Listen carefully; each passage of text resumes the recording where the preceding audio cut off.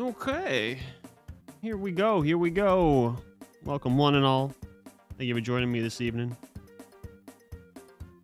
Tonight, I'm going to be ranking every movie that I saw that released in the year of 2022. However, this list will be excluding the best 10 movies and the worst 10 movies. You're going to have to stick around, tune in on Monday, January 16th, in just 5 days from now, when we will be having and hosting our Year in Review podcast, where myself and my two regular co-hosts, Matt and Justin, the three of us, will be ranking the top 10 best and worst movies of the year. But in the meantime, I have not ranked any movies from the year. In years past, what I would always do is I would, as soon as I saw a new movie for the year, I would rank it immediately on my list, on a private list. But I thought this year, do something a little more fun. I'm looking forward to this all year, saving it for this time in particular. So the way this is going to work is I have in front of me that you cannot see, I have a separate list of that is unranked. I have an unranked list of every movie I saw from 2022. And I'm going to be pulling movies from that list one at a time. I think the most efficient way to do this is I'll just rank them as they go. Rank them in the order that I saw them. So why not? Let's get started.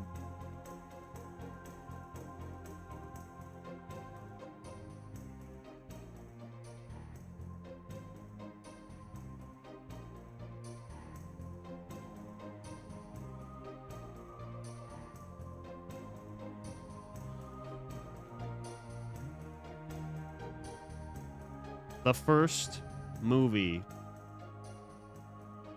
I saw this year was Hotel Transylvania. Transformania. The new Transformers movie.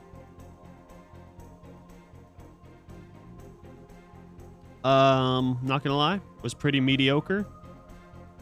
Definitely a pretty bad way to start off the year. I really don't remember very much about it, except it was just a very, very standard, if not subpar, family comedy. I want to say this is like an Adam Sandler movie. Is that right?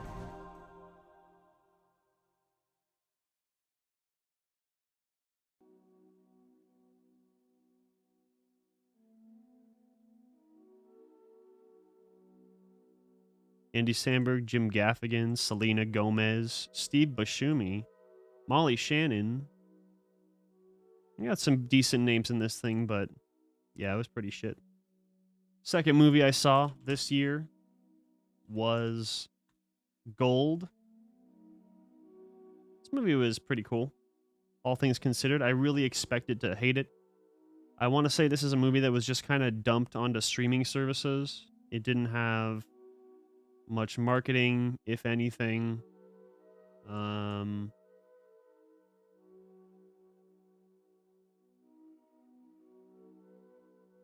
3 stars, a very mild 3. The concept is pretty cool. It's like Zac Efron in a drama role.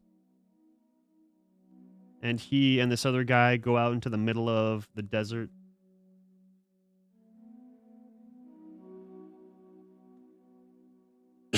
Because they believe they've struck gold. Yeah. Two drifters traveling through the desert stumble across the biggest gold nugget ever found. And the dream of immense wealth and greed takes hold. So, one man leaves to secure the necessary tools to bring the gold back, while the other man remains with the gold. The man who remains must endure harsh desert elements, ravenous wild dogs, and mysterious intruders. Oh, yeah. I did a series for Fuck You, It's January. The worst month of the year for movies. But this was pretty good. Zac Efron, I don't know, I want to say in terms of dramatic roles, it was probably like his best performance I've seen. So someone else said, Zac Efron showing his mature acting skills in this dramatic thriller that may not be great, but is entertaining enough to keep you guessing and contains one of the stronger and most surprisingly bleaker endings. Well, that's a bit of a spoiler, but I mean, you know, I wouldn't say anyone needs to rush out to see this. It was fine.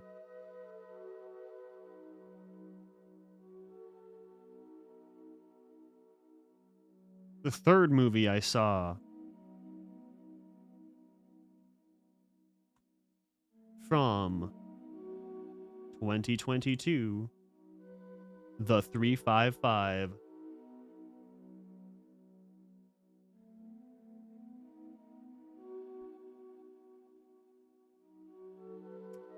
My review. A subordinate field agent says to her overseer, "This is my mission," when he suggests more men be put in the field to assist her.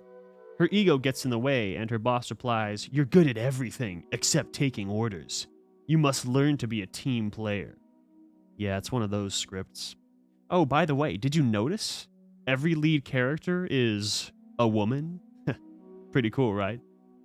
Not nearly as ham-fisted as it's been for all of the, quote, let's do a girl version, quote, remakes of the past decade, but it's still pretty insulting that every action movie that includes a group of women as part of its selling point ends up being a massive throwaway cash grab. Just dump the shitty scripts on the ladies. They'll eat it up.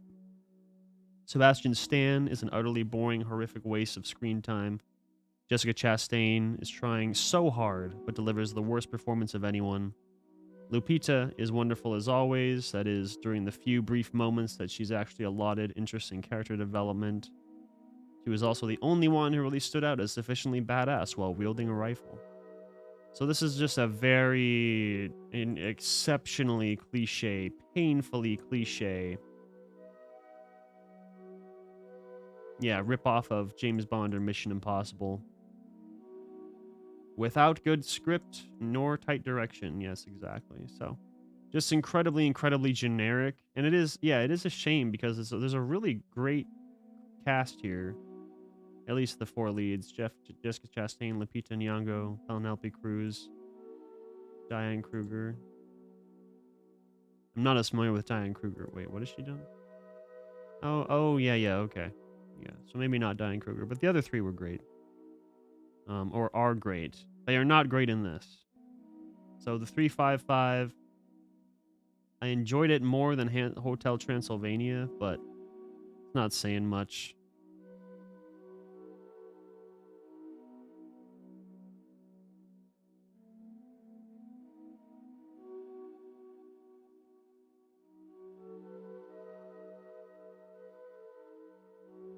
The next movie I saw was Tinder Swindler. Let's see. Can I remember anything about this movie?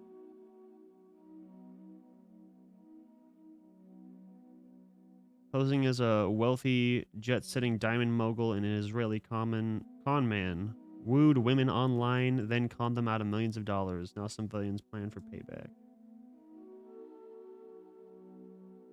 Fascinating story worth watching. Yeah, so this is a documentary about a true story about a guy who basically conned a bunch of women by being really charming, worming his way into their life, and then he would convince them to pay for a bunch of expensive shit. And then as soon as the women ran out of money, he would ditch them and ghost them and get away with it. And a bit of a spoiler here, but I mean, this is a real life story. But what's really fucked up is I want to say that the way this ended was this guy, he just ended up kind of basically getting away scot-free. I want to say he went to prison for a little while, but he had so much money that he could just afford to just not spend a whole lot of time in prison. I think it was just a few months, and then he got out. And it was actually, I believe the way it ends is that he actually went back to doing exactly the same thing he was doing before. And the most fucked up part of it is that all the women he stole money from, they're just in debt. They're just like hundreds of thousands of dollars in debt, struggling to get by, no path forward. But this is what our system rewards. I think maybe I would have liked this more if maybe the focus could have spent a bit more time on, maybe drawing attention to the fact that the system we live in and the society we live in, it really encourages people to do this. Capitalism encourages people to hurt others and betray others in the name of money. I mean, this guy went to prison or jail for like a few months, and that was it. And all of his victims were saddled, like their lives were ruined. He just ruined these people's lives, and he's just completely fine. Kiwi, welcome back. Glad you're here, my friend.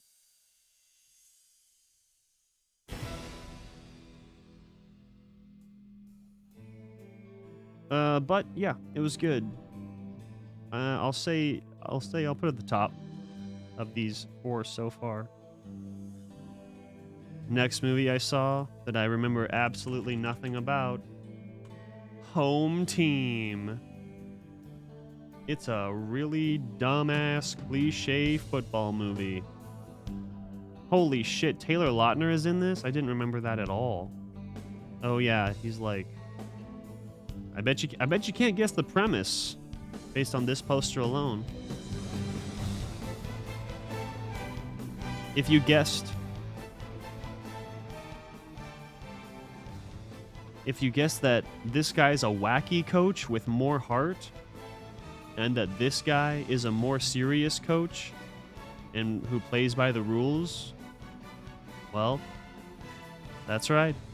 That's all it is. There's a wacky coach and a normal coach, and they go head to head, teaching some kids or some shit. It was fucking boring. I don't like sports movies to begin with. I just put this on in the background one day, and God, it was terrible. It was just terrible. So, and Kevin James, I gotta go with just the fact alone that Kevin James is in this, I think gives it has it deserve a 1-star rating. So, yeah. Trying to get a zombie genocider achievement, which requires 53,000 zombies. Oh, the entire population of the game. Nice, nice. How long do you think that's going to be? Do you have to do it in like one sitting? Or in one playthrough? Or can you do it over time? Alright, we finally come to the first good/great movie of 2022. This one was a big surprise for me. Jackass Forever. Weirdly, incredibly wholesome. Marvelously paced, zero fat on this edit. It's a constant rapid-fire barrage of bold, unique stunts, penile obliteration, and a surprisingly wholesome display of love between friends that had my theater sobbing with laughter. Much better than the trailers made it look. Usually takes a few hours. Oh, okay. That's not too bad. Seems pretty manageable. Yeah, Jackass Forever was the first... Well, I should say, excluding the movies in my top 10. Jackass Forever was the first great movie of the year. Very surprising.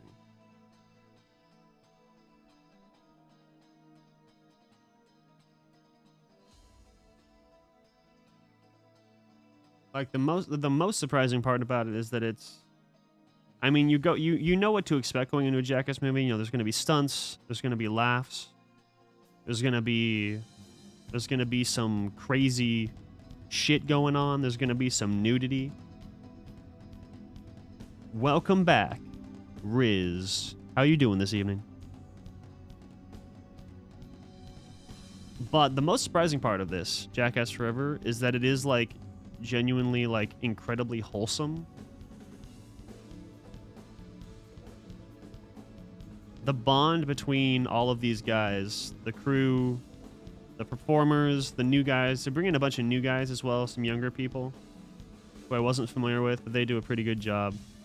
And you know, it seems pretty likely that this is going to be the final Jackass movie, at least with in terms of the original crew doing the stunts. I wouldn't be surprised if there are more Jackass movies in the future, but with just with a lot, you know, with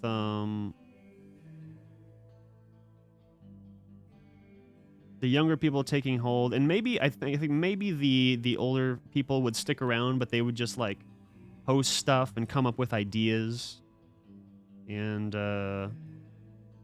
kind of be the folks behind the camera and doing all the writing and laughing. Ooh, we got a redemption for string lights to fade. All right, I will change that here. I'm doing well. Thank you for asking, Riz.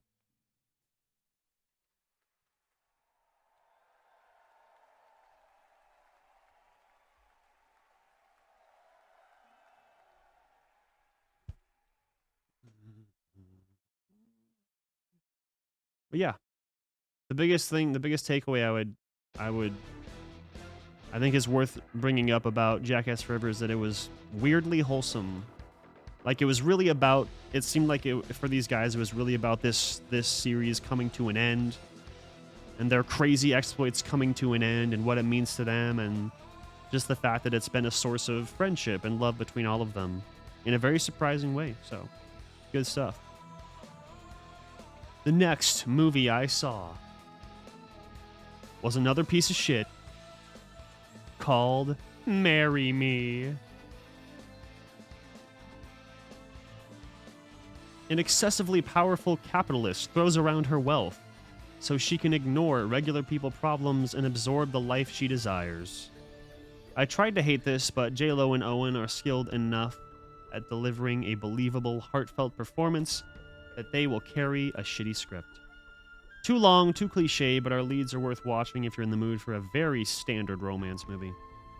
It's become a trope in the last 5 years, maybe 10 years, that every single middling, unfunny, mid-budget 3-star post-comedy needs to contain an unironic, dedicated musical performance, as if it's become a necessary gimmick stop on the roller coaster of mediocrity that is the modern rom-com landscape. It's more justified here considering our lead character is a pop star, but there are still like 6 musical breaks. I completely forgot about that.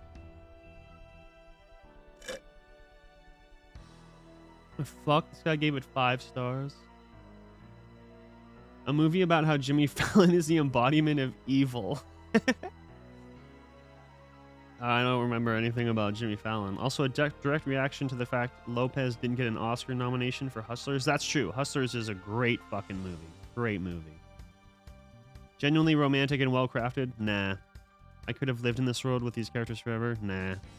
Lopez is so good? Nah. Giving a truly vulnerable and charismatic performance. That's probably my favorite work she's ever done. Not really sure how to be articulate about this one. I'm gonna be delighted to be at the movies and to have a love to call my own. Nah. I don't know about that.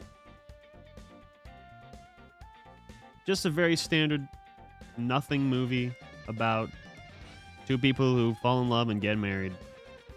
And one of them's a pop star and one of them's just an average guy. Whoa.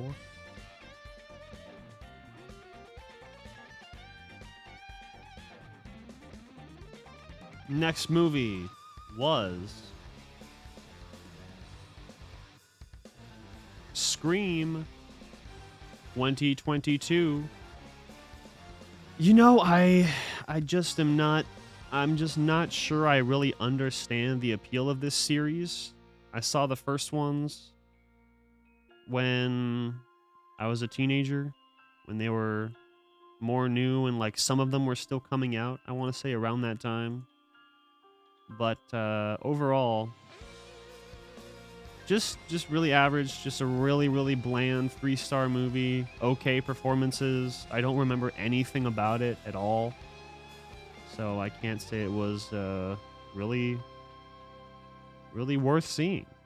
I just don't understand why this keeps going. I mean, I do. It's for money, but from a creative standpoint, I don't know why it keeps going. It was not interesting. I mean, I should say compared to these other movies, I guess it is like my second pick, but it's a very weak 3 out of 5. Oh boy, we got another good one. Another great outing, another great time at the movies, a documentary celebrating the 20th anniversary of Harry Potter Return to Hogwarts. Yeah, this was great. Not much to say on it other than, you know, the whole cast gets back together. It's wholesome. They hug, they cry, they discuss memories.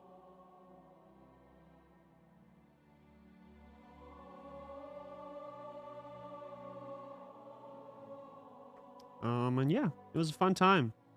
Strong four. You know, if you're big into the Harry Potter movies and you haven't watched this, I recommend checking it out. J.K. Rowling is only in it for like 30 seconds, which was a good choice because fuck that bitch.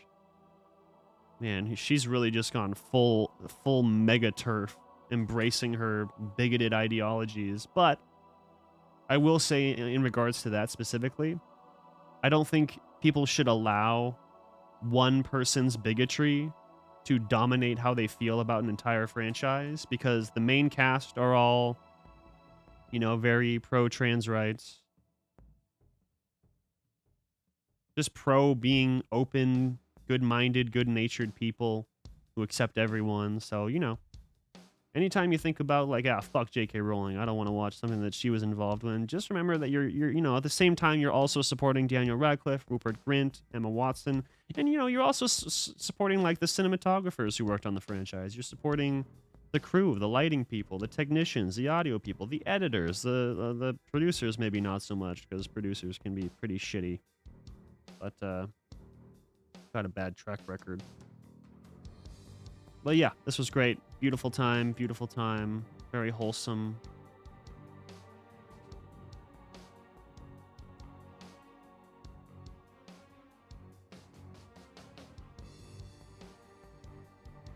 I'd say of all the movies that I've got going right now, I mean, it's not 3 stars, it's definitely 4 stars, so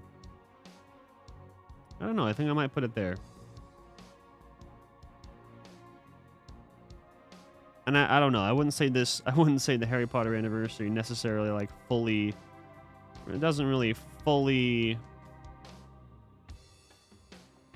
make the list as a movie, quote unquote, itself. It's more like an event. It's not even really like a full documentary. It was more like a, you know, a reunion event, but whatever. It was feature length. It was very well done, so I'm gonna add it.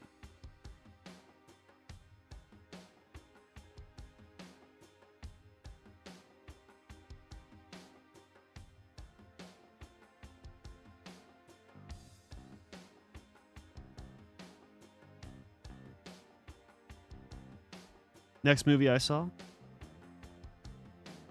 which was actually pretty decently surprising.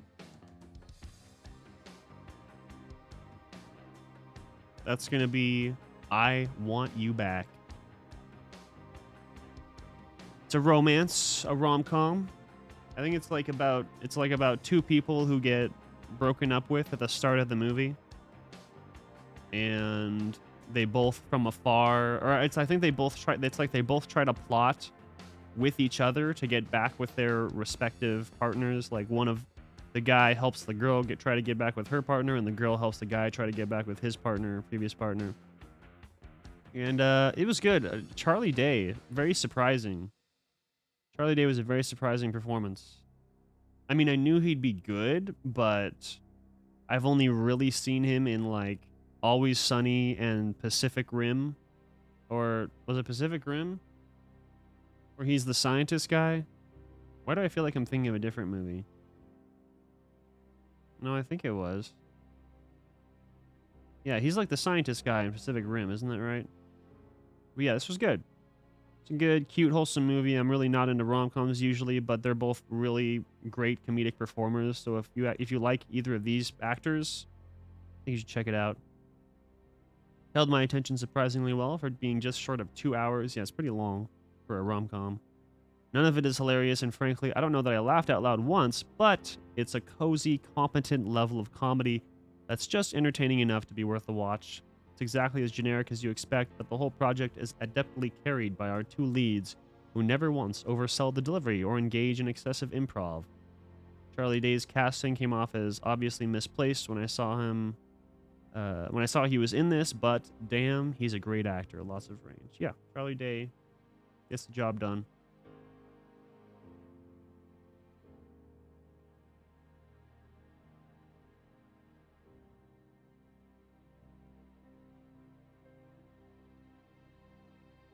And I think I will put that as my memory associates with it. I will put it in the third slot there. Oh, here's kind of a more interesting one. The new Texas Chainsaw Massacre. I forgot this movie happened, but I liked it. It seemed like a lot of people really fucking hated this movie. I think it's fine. I don't really, can't really wholly disagree.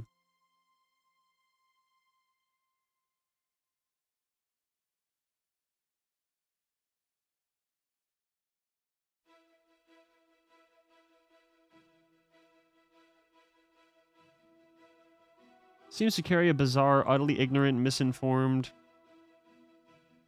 Oh, I gave this 2.5. Wait, do I have it 2.5 over here? Okay, yeah, 2.5.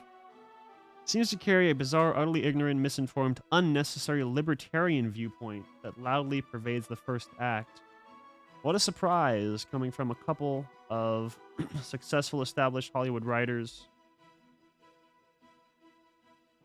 Perhaps the message is, quote, fictional characters in the story we tell outlive all of us regardless of politics, as opposed to anything remotely nuanced, which I suppose I can get behind.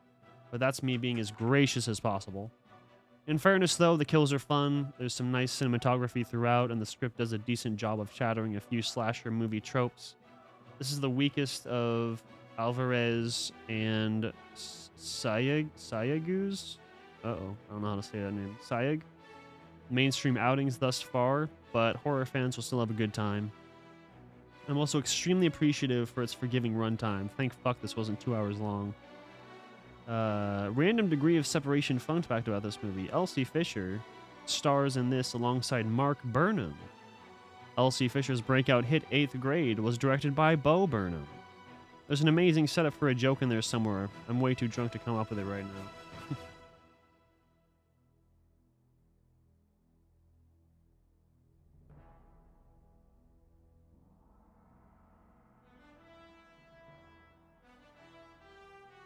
Texas Chainsaw. At 2.5 stars. I guess I gotta put it somewhere. I mean, you know what? I think I'm actually gonna put it like here. So the 2.5 stars is like how I would rate the movie as a whole. But I put it above these three movies because I enjoy this movie more. I enjoyed it a lot more. So I think it's objectively maybe not as good a movie. It's just slightly not as good as these ones, but I enjoyed it a bit more than these. More catered to my interests and likings. So, oh, next one. I really remember this one. I really fucking remember this one. Oh, actually, you know what? I gotta check and make sure this movie isn't already on my worst movies of the year list. I might have forgotten to take it off.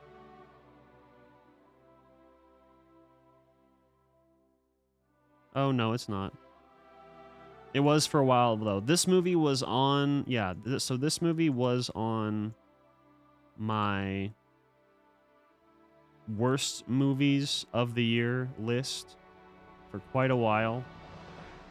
Quite a long while. It is called Against the Ice.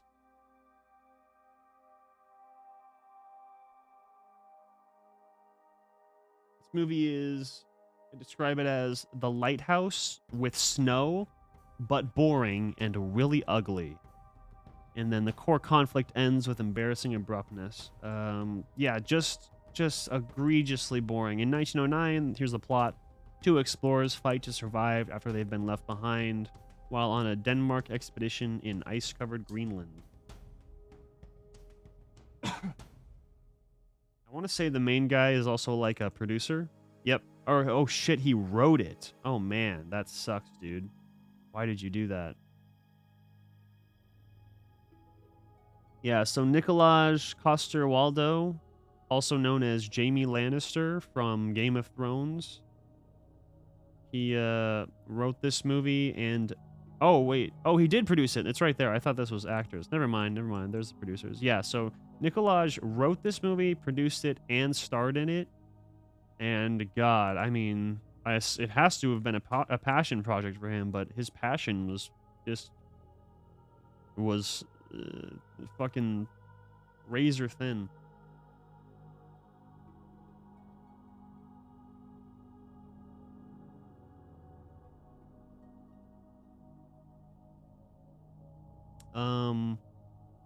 Yeah, it's just like, it feels, I remember it felt really fucking long. It's only an hour and 40 minutes long, but it felt like it was over 2 hours.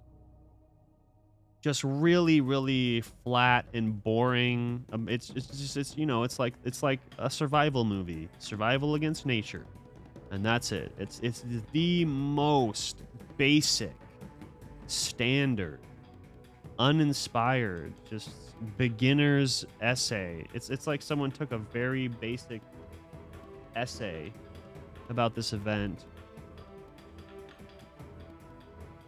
and I want to say it was a true story.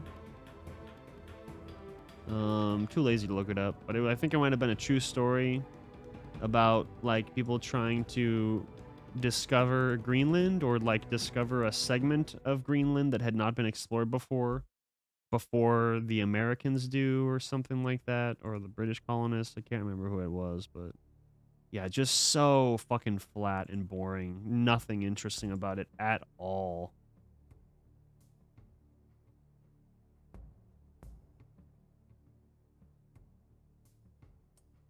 Okay.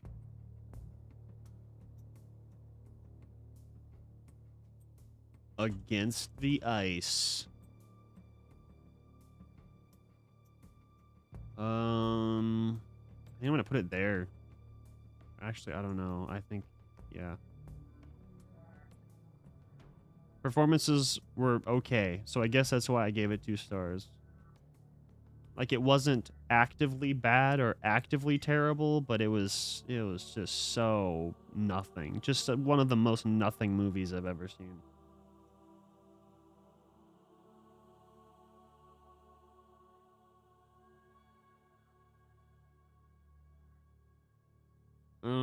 Okay.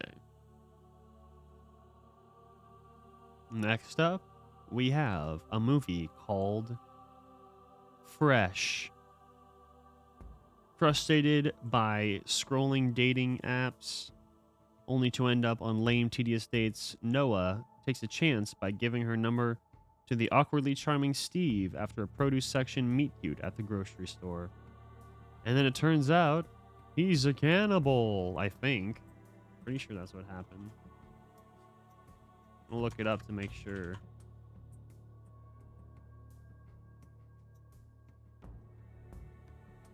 Noah spends the day at Steve's luxury home. Steve drugs her. She falls unconscious. She wakes up chained to the ground. Steve explains he's a butcher of human meat, and which he consumes and sells to wealthy clients. Yeah, I don't remember anything about this movie.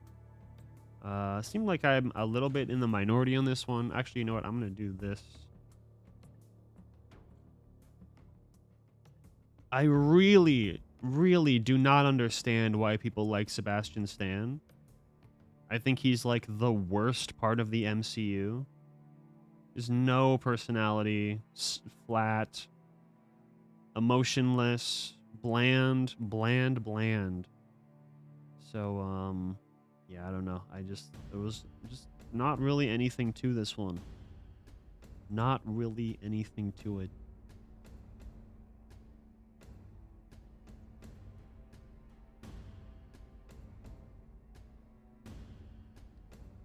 I guess it was better than those other ones, so I'll put it somewhere around there.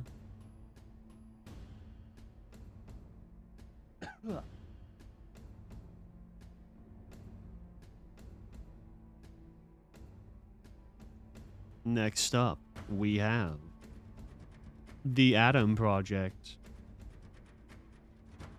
How many kids were deceived by their parents into watching this, expecting some kind of action-adventure spiritual successor to Guardians of the Galaxy, only to get an indecipherable slog of outdated technobabble and a by-the-numbers father-son reconciliation story? It even stars 3 prominent MCU actors, and the choice of music sounds like a lazy Control-V fanfic of Guardians. Good performances all around, though. Yeah, so this is like one of those movies where you can tell the trailer was probably very like sci-fi heavy and very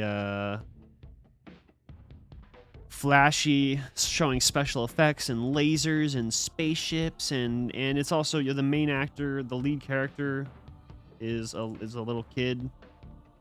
So I mean, you just know that it's marketed as a movie where kids are supposed to have a lot of fun, but it's just not interesting. I think what I remember the most about it that was really weird is the fact that in this quote-unquote kids movie, or movie that kids should be able to enjoy, a shockingly large portion of the plot is kind of devoted to Ryan Reynolds and his ex-wife's like really flat and just very like room temperature chemistry, and how they're it's marketed as, yeah, it's gonna be a fun kids sci-fi movie with action and romp, and then it's just sad. It's just a sad movie about the parents who are lonely. They don't get along, and they sit down and they talk a lot of the time, and they just kind of talk and they just kind of try to reconcile, and then that's it. It's kind of sad. And there's like this really convoluted, I don't know, space politics plot. I want to say there's some fucking time travel shit as well. But gosh, very dull. Didn't do anything new. Not sure why it was made. I'll get to it later, but this kid, Walker Scobell, he had another movie that came out the same year called Secret Headquarters, and oh boy, these movies have a weird ass relationship, but I'll get to that.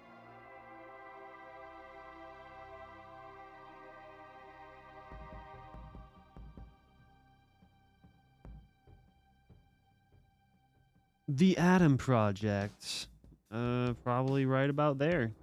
I think that feels good. Actually, no, it has some good special effects, I think, and like fight scenes. So actually, I think I might put it there. Or there.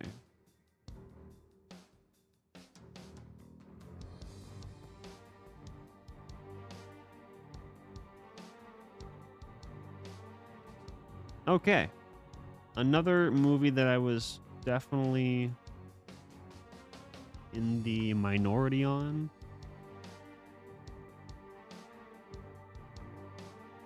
Windfall. Subdued Hitchcock vibes throughout, with a satisfying, deeply chilling ending, stylistically identical to the one I love, which is a good thing, but probably extremely jarring to the first-time viewers.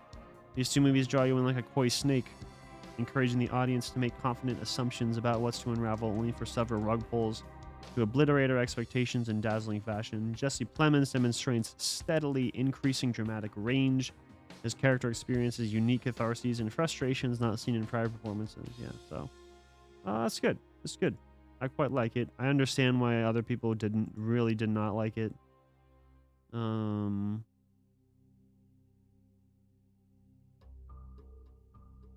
Basic premise, a man breaks into a tech billionaire's empty vacation home, but things go sideways when the arrogant mogul and his wife arrive for a last-minute getaway.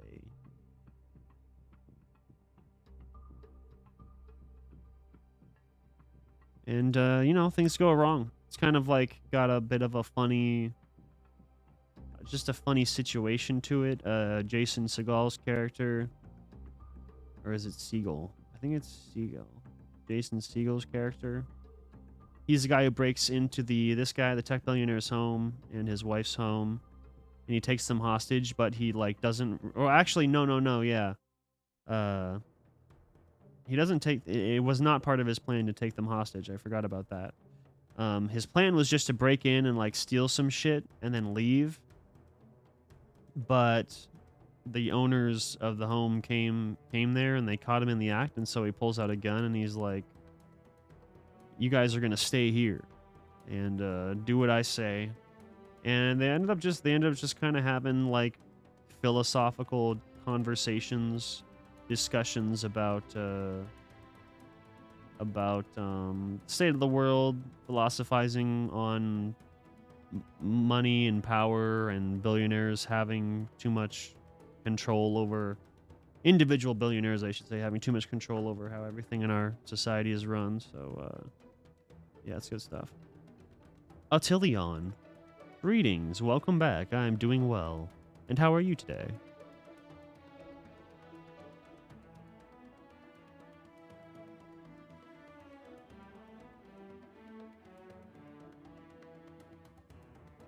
So, if you might be in the mood for a pretty weird, subdued, low-key, kinda comedy thriller about a guy who breaks into a home and a billionaire's home and they have little discussions about state of the world, all that stuff, maybe check it out. Yeah, actually, yeah, I like this one. I mean, comparatively to all these other movies, I like this one quite a bit, but it seems like most people do not agree, and hey, that's cool. I get it for sure. It's pretty slow. It's pretty weird. I don't know. Maybe on rewatch I wouldn't like it quite as much, but I thought it was pretty enjoyable. Oh boy, we got a big one here. We got a good one. Another 4-star movie for me. Apollo 10.5, A Space-Age Childhood. This is one I think I would genuinely like universally recommend people at least check out. The main reason being that the animation style is phenomenal. For those who are not familiar with, or I guess I should say, for those who are familiar with A Scanner Darkly, it uses that type of cell, I guess it's cell-shaded, kind of like constant motion animation where you actually have actors act out the movie and then you animate on top of their movements, not like in a CGI Avatar way, but like actual animation, like this poster right here. Like this, like the way they would have gotten this shot is that there would actually be 3 actors in the background. This kid is actually a real physical actor, and they actually do physically shoot the whole movie, but then they animate everything on top of it. So it just has an incredibly, incredibly unique sense of style and animation. About as earnest and well-deserved as near literal nostalgia monologue vomit can be. There are several minutes of this thing that are dedicated to Linklater just listing things that existed, like he discovered Instagram and YouTube React videos in 2020 and decided he wanted to contribute. I found the references to TV shows pandering, but hypocritically was immediately engaged by any reference to classic music and movies. It's only pandering if I don't like it, right? The way the animators are rotoscoping. Rotoscoping over old classic footage is just a blast to look at. How often does one get to experience decades-old clips from a brand new perspective like this? All right, Attilion, I appreciate that. You get to work and have a good one as well. Linklater's writing is rich and natural. The cast does a wonderful job across the board, with the child actors particularly nailing an adorable cartoonish energy. The rotoscoped animation is gorgeous to admire and successfully nails a unique nostalgic vibe regardless of one's connection to the time period. I'd love to see something like Jonah Hill's mid-90s enhanced with this animation style. I agree with myself. That would be good.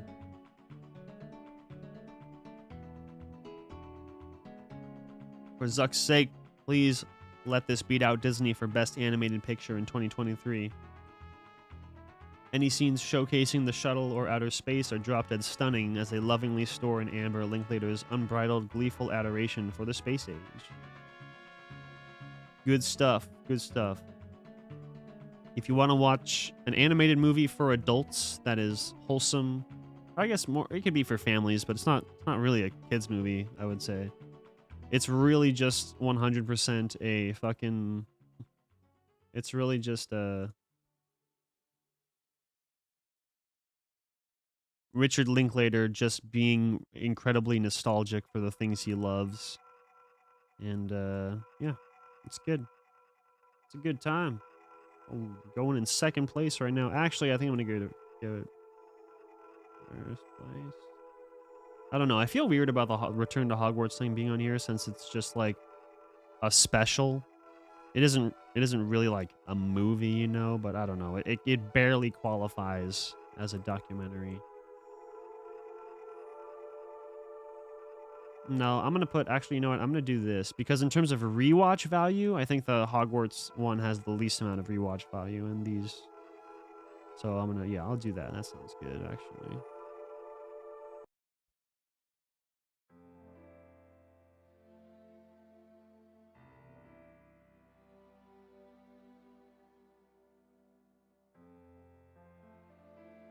Next movie I watched. Another substandard, trivial, boring outing. What the fuck? I gave it 5 stars.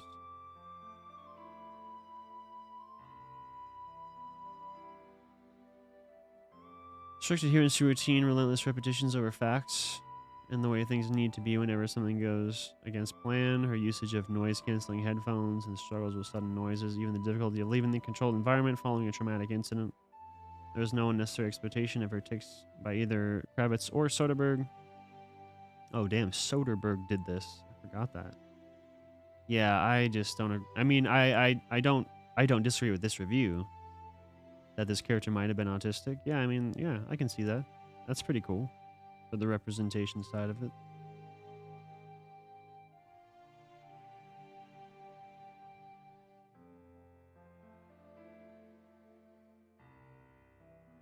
But I don't know, man. I remember nothing about it. I was excited for this one. I was actually very excited for this because people were telling me they liked it. I think, and it takes place in Seattle during COVID-19. But yeah, I found it very boring. Not really anything interesting going on in this one, unfortunately.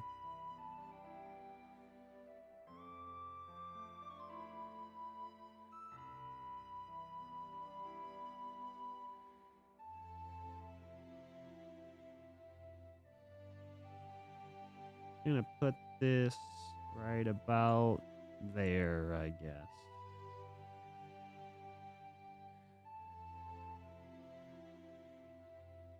Next movie I watched was one of the most fucking batshit movies of the year,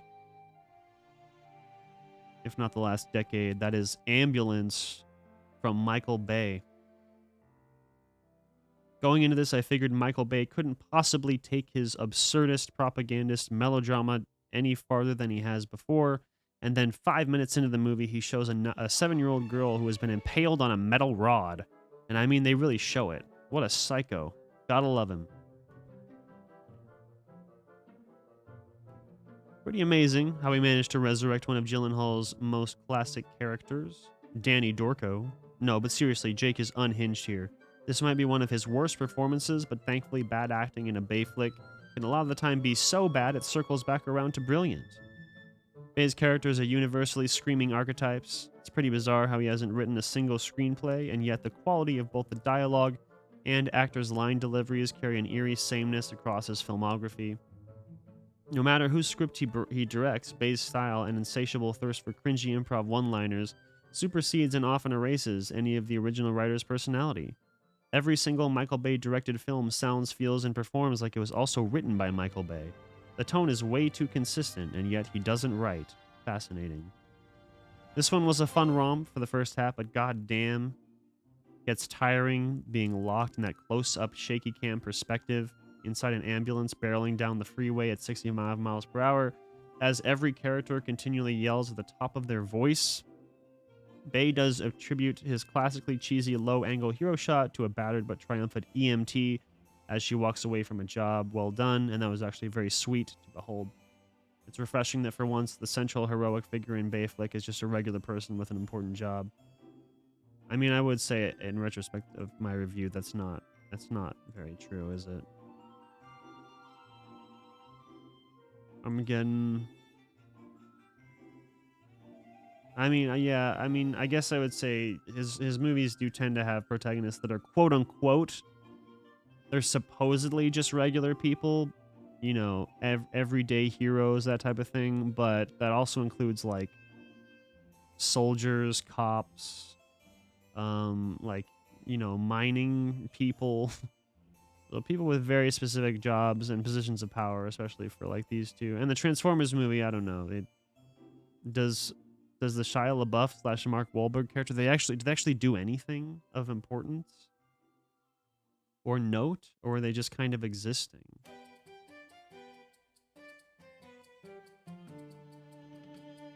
So yeah, Ambulance, it's fun though. It's a fun, stupid, ridiculous, absurd time.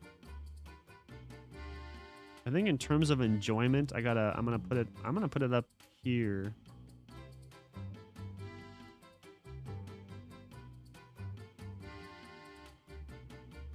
It was fun. It's a lot of fun, really dumb fun. So if that sounds up your alley, go for it. Oh boy, we got another one that feels like it came out a long fucking time ago. Uncharted. This feels like it came out in like 2021 for some reason. Maybe it's just because the marketing was everywhere. Just a really mediocre Mission Impossible Tomb Raider crossover. Relentlessly boring, utterly devoid of any nuance or creativity. The stunts are dull and carry no stakes. Tom Holland does not have the right energy for this character at all. He hasn't given a single compelling performance in his career. He's good as Peter Parker, just good. 2 stars for not being 2020's Doolittle. Amen to that. I wish I could give this movie a 1, but it's not quite that awful. So I will give it the 2.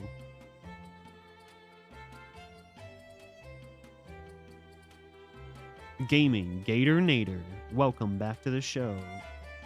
Stream color to red. Ooh, that could be pretty cool. Let's see if I can do that.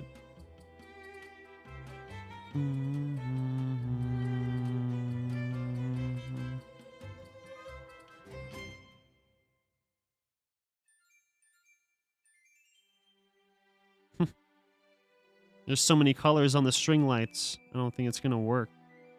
I'm sliding the color slider, but it all just I guess maybe there. It's more like pink though.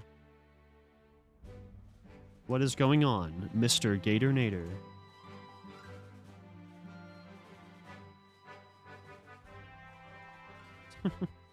Yeah, this isn't working.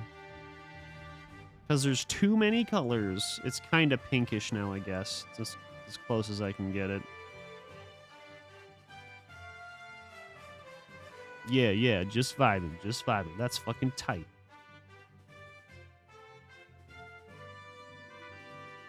Next up.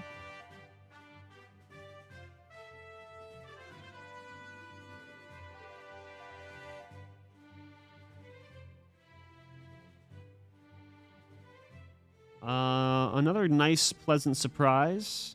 Cyrano. Which is the retelling of a classic play, I believe. Got lots of prose, wordplay, people dueling with their words. It's a good, cute time.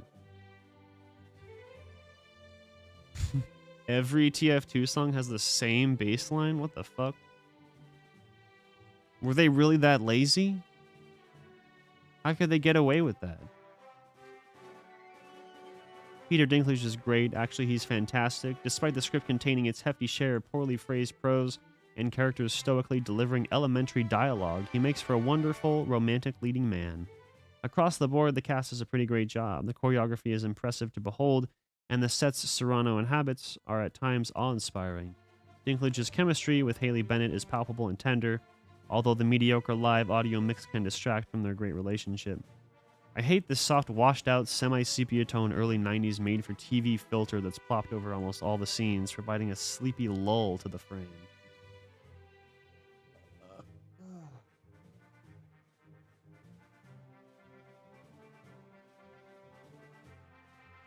The bassline just fits that well?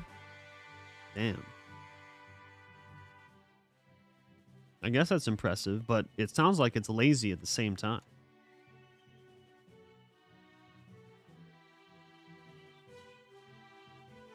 Oh, this is listed as 2021? Oh, well, that's fine. It's not in my top 10, so it's not like I'm going to talk about it on the end of your podcast.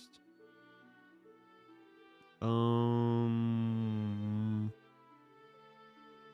gonna do something like this, I guess.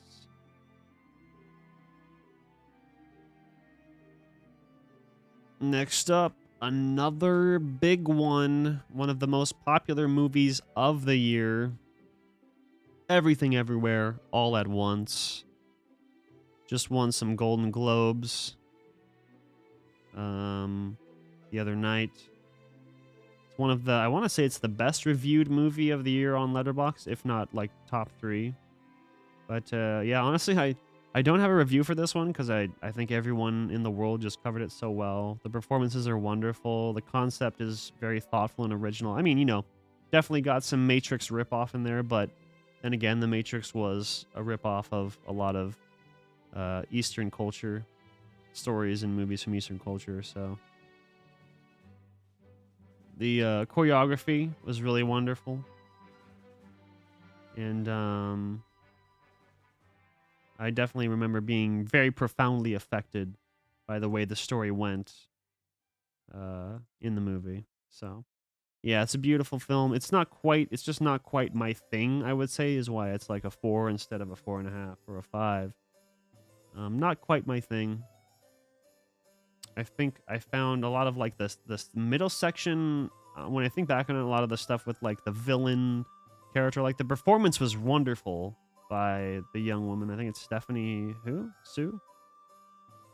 Yeah. Stephanie Sue.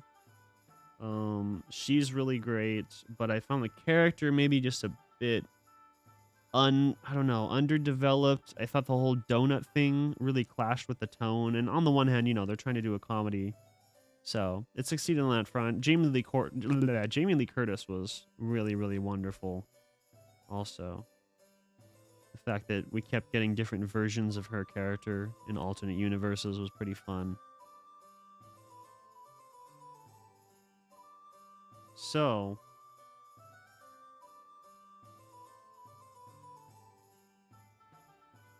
I think of all these movies, I gotta put this one here. Oh, yeah. Despite the flaws. Well, also, it's just clearly the best movie out of all of these, in my mind. Easy choice there.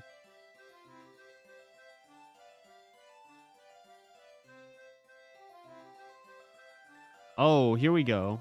So this next entry, was, in fact, my most disappointing movie of 2022. The most disappointing movie of the year for me was The Unbearable Weight of Massive Talent. Have you seen the new Puss in Boots? Puss in Boots? Oops. Puss in Boots? No, I have not. It seems like people are really liking it, though. I have not watched any of those movies.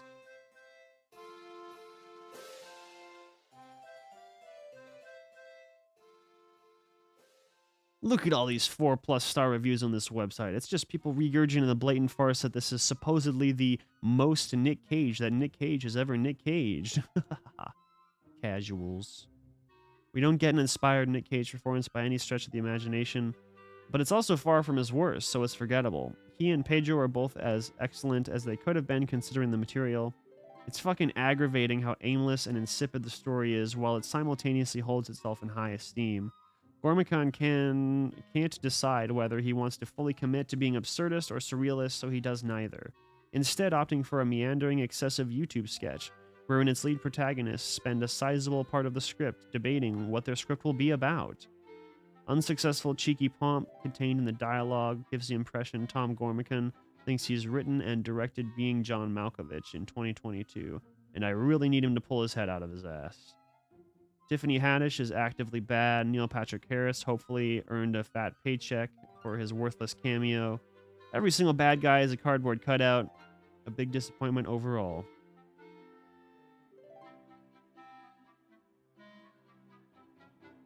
Yeah, I just had such high expectations for this, and the trailers were really great. The premise is great. And then it was one of those movies where, like, all of the best parts were just in the trailer. Like, all the best parts were in the trailer.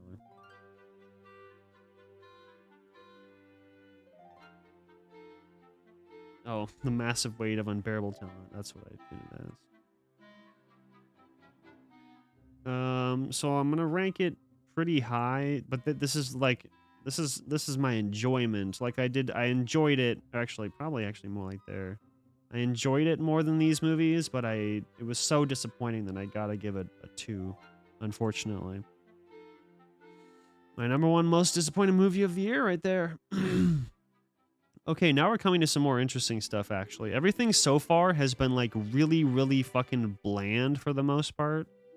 Aside from, like, the top 5.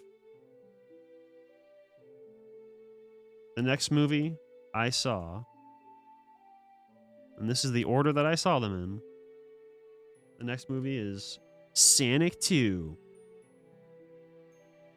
which takes place in Seattle, Washington, which means Sonic lives where I live. So, that's pretty cool, I guess. I mean, I don't know. There's not much to say. I think, aside from the big things being that Jim Carrey is really, really wonderful. He knocks it out of the park.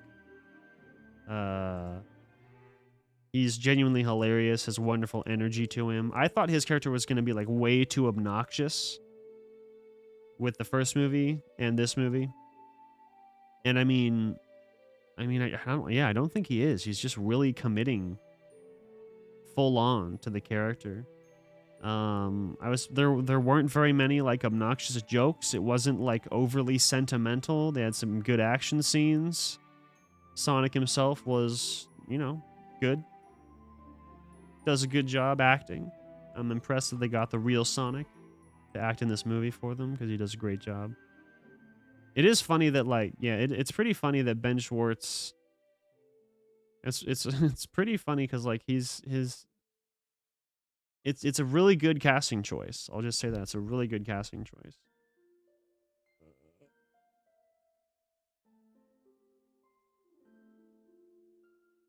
Good stuff.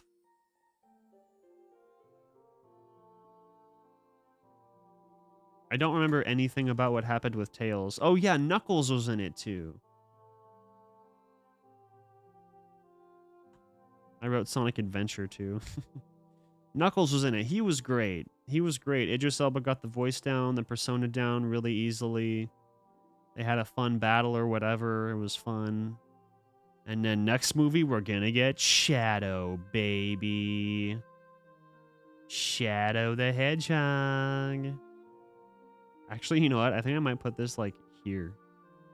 In terms of my enjoyment. I am actually pretty interested in watching it again. Like, pretty genuinely interested in watching it again. It's just now occurring to me I might need some more food, because we got a fucking ways to go. It's taking longer than I thought. Meep meep. Kiwi. Meep. Next up, it's one of the big Marvel bangers, baby. Doctor Strange In the multiverse of madness. Some of the finest direction to grace the entire MCU, and the cast does a great job, but the script still falls victim to some of the absolute worst exposition dumps from any Marvel outing. So many lifeless, ham-fisted, walk-and-talk dialogue marathons stitched into the fabric of the most creative and wacky world-breaking we've yet to see. Why is Strange calmly sauntering to his next objective as the universe collapses around him? If he finds his objective this trivial, how am I supposed to care? Not to mention the constant and excessive rule breaking, reminding us that anyone can change the rules of the universe at any moment if the correct MacGuffin is present.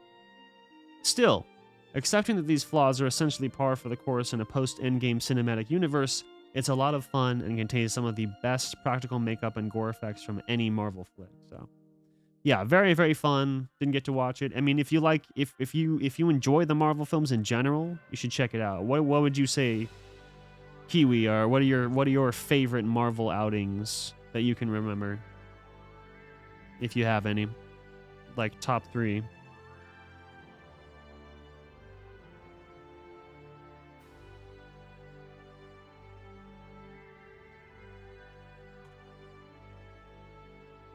Your favorite Marvel movies, your favorite MCU movies, baby.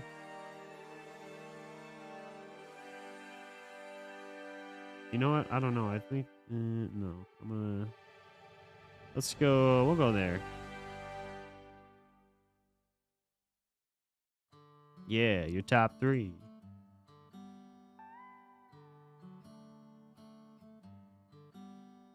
Next up, another multiverse movie. God damn, I really hope we're fucking done with multiverse shit next year. I know we're not, because we're getting Ant-Man and the Wasp: Quantumania.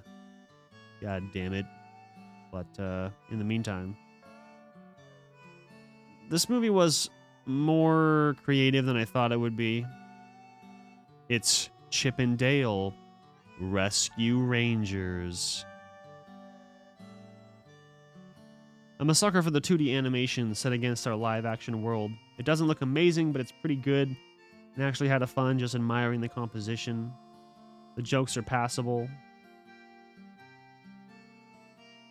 Wait, where'd my music go? Oh.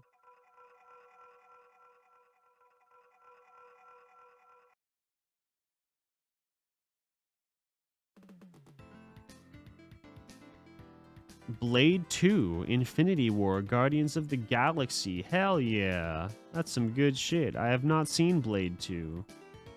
But I've seen, I want to say I saw like the first part of the half of the first one, or the first half of the first one. Some good stuff in there, some good stuff. I'm looking forward to checking out the Blade movies sometime. Chip and Dale Rescue Rangers. It was cute. Had some okay laughs in there.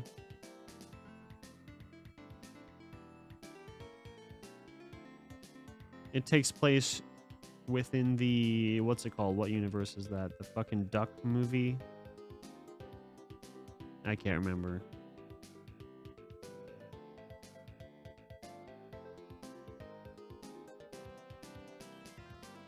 Anyway, Chip and Dale Rescue Rangers was the best movie of the year. It was directed by Akiva Schaffer, too. One of the Lonely Island guys. Had some nice heart to it. Yeah, it was pretty fun overall. Nothing amazing, but it was kind of like it had a few gags that were really good, and a few gags that just kind of didn't land at all.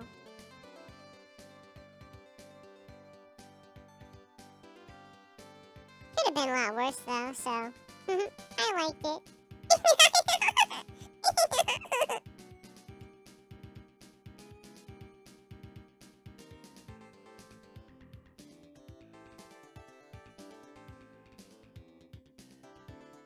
I think I'm gonna throw this somewhere around demonic, baby. No, it was cute. That was my child. I let my child come on the microphone. You shouldn't say that about my kid. That's pretty fucked up.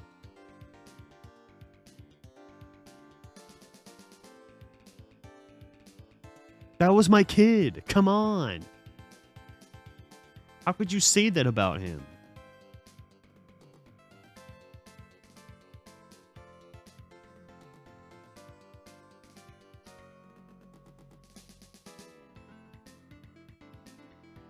Here's a more obscure one. Are the anime weebs out there tonight? Anime weebs, stay away from this anime. It's called Bubble.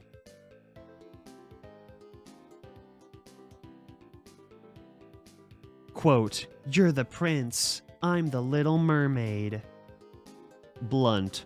So redundant, beyond derivative, not just in its lowest common denominator-driven dialogue, nor the fact that it seems very comfortable constantly calling itself a ripoff of The Little Mermaid. It's like the writers are trying to get out in front of critics negatively comparing this to Anderson's classic tale, even though Bubble only borrows a single element from it. That's right. An anime called Bubble. Every single mild-tempered anime character archetype one can imagine is on full display here in full apathetic half-baked force. At least they mostly aren't annoying, just painfully insipid. Exhausting cliche followed by exhausting cliche with every beat that connects them defined by their dire predictability. And D-tier AI-produced EDM backing tracks. There are several moments throughout where someone will awkwardly blurt out pseudoscientific terminology unique to this world, or point out that another character is behaving unusually as if the audience holds some kind of prior knowledge about any of this. I paused the movie halfway through to look it up and make sure this wasn't some kind of sequel or final installment in a series. Nope. The writers just enjoyed pointing out how great their own characters are in the most forced manner possible. The direction confidently flaunts what it clearly believes to be the major selling point of this flick: its ugly animation and boring god-modded parkour sequences. Unfortunately, the dumb characters and jarring juxtaposition of computer-generated jank suck any potential stakes out of every scene. This is the moment I may have unintentionally angered the bubbles. That's an actual line from the movie. So yeah, this was just suck. This is shit, man. It's kind of shit.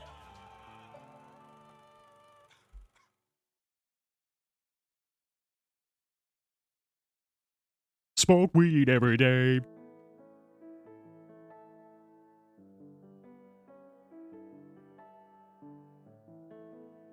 That's a good idea, gave it Gator Dater. Bubble.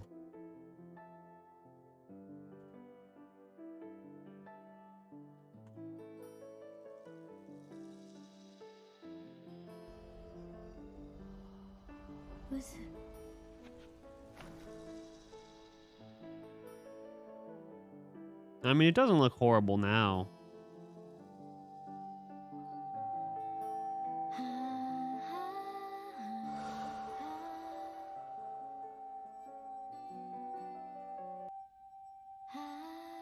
Well, this is like, I want to say this is near the end of the movie. Oh, you know what it is? I remember. What the fuck is happening? So there are evil bubbles. There are evil bubbles that have affected physics and gravity on the planet, and the planet is like breaking apart. And so in order for people to survive, they have to use free running, also known as parkour. Let's see if... Oh, I think this might look worse. It has low animation quality. I want to be fair, but I think that was the scene I was thinking of that looked really bad.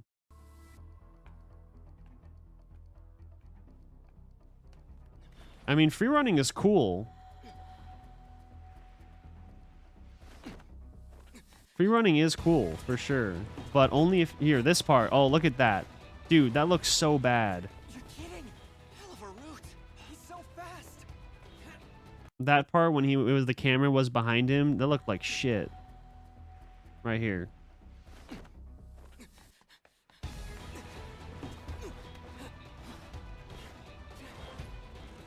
You're kidding. Hell of a route. He's so fast.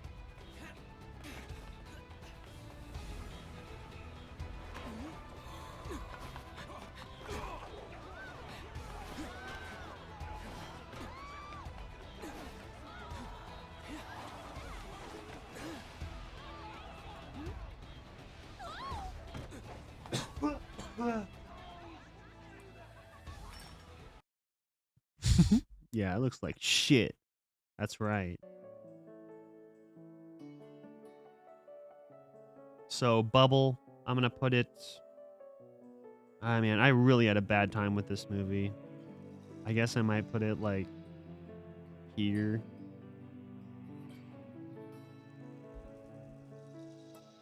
Yeah, I mean, like, yeah, in terms of animation, it's like the, it's whenever it was whenever they were like running around in the sky during the daytime. Yeah, like the character models look good, the backgrounds look good, but I mean, we're not just talking about art here. I mean, the dialogue is horrible. It's so cliche.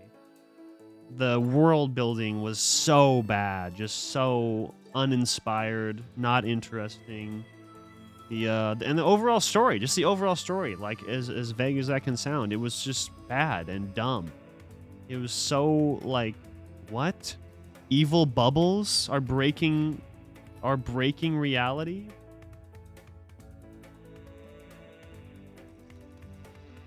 Yeah, well, you know why they haven't done that? Because it sucked.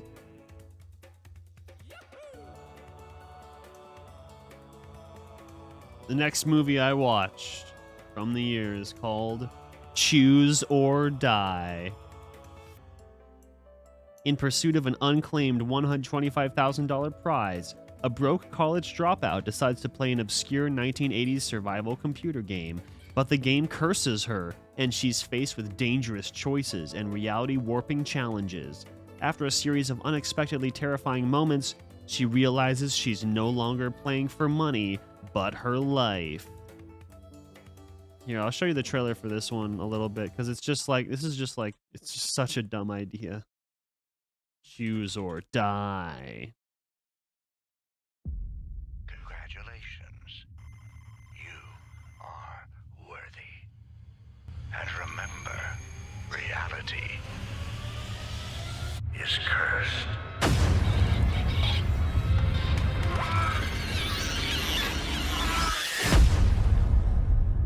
You're not special. You are fired. Saw the eviction notice. This used to be a good neighborhood.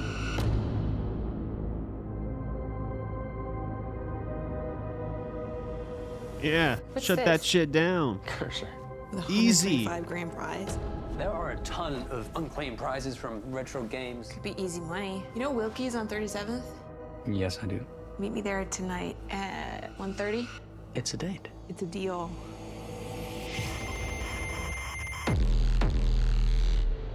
It's not like anything I've ever seen before. It seemed to affect reality. You have to choose, Kayla. Choose or die. Yeah. Clean up.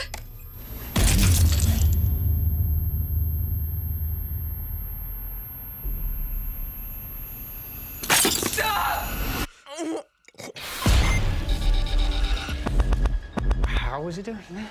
It's almost putting the words on the screen before I say them. I don't see how a video game can kill someone. The more the cursed suffer, the more the cursor benefits. Yeah, there you go. So if you've ever seen the Saw movies, It's very similar to that. So, like, instead of someone being kidnapped and forced to do something fucked up, like, you know, in like a puzzle room, the only difference is it's a computer game and you have to do, you have two choices, either do something fucked up or do a different fucked up thing. And if you don't do it, then you die. Like, that's the whole movie. Also, yeah, that flashbang, yeah, I know, that flashbang was awful. Like, really, really bad. That's really bad, like, epilepsy warning right there. That was so fucking awful.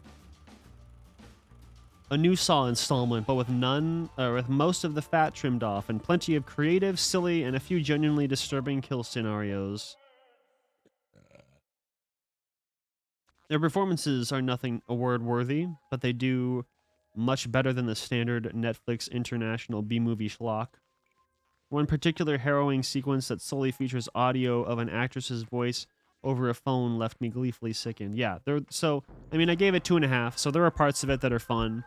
Like if you're in the mood for like a bad, fun horror movie, I would actually genuinely recommend this. Like, you know, sometimes bad horror movies can be actually like pretty fun and enjoyable. So if you ever feel like that, I actually think this is a fun time. You know, maybe get drunk and to make the pain easier, but it's all right.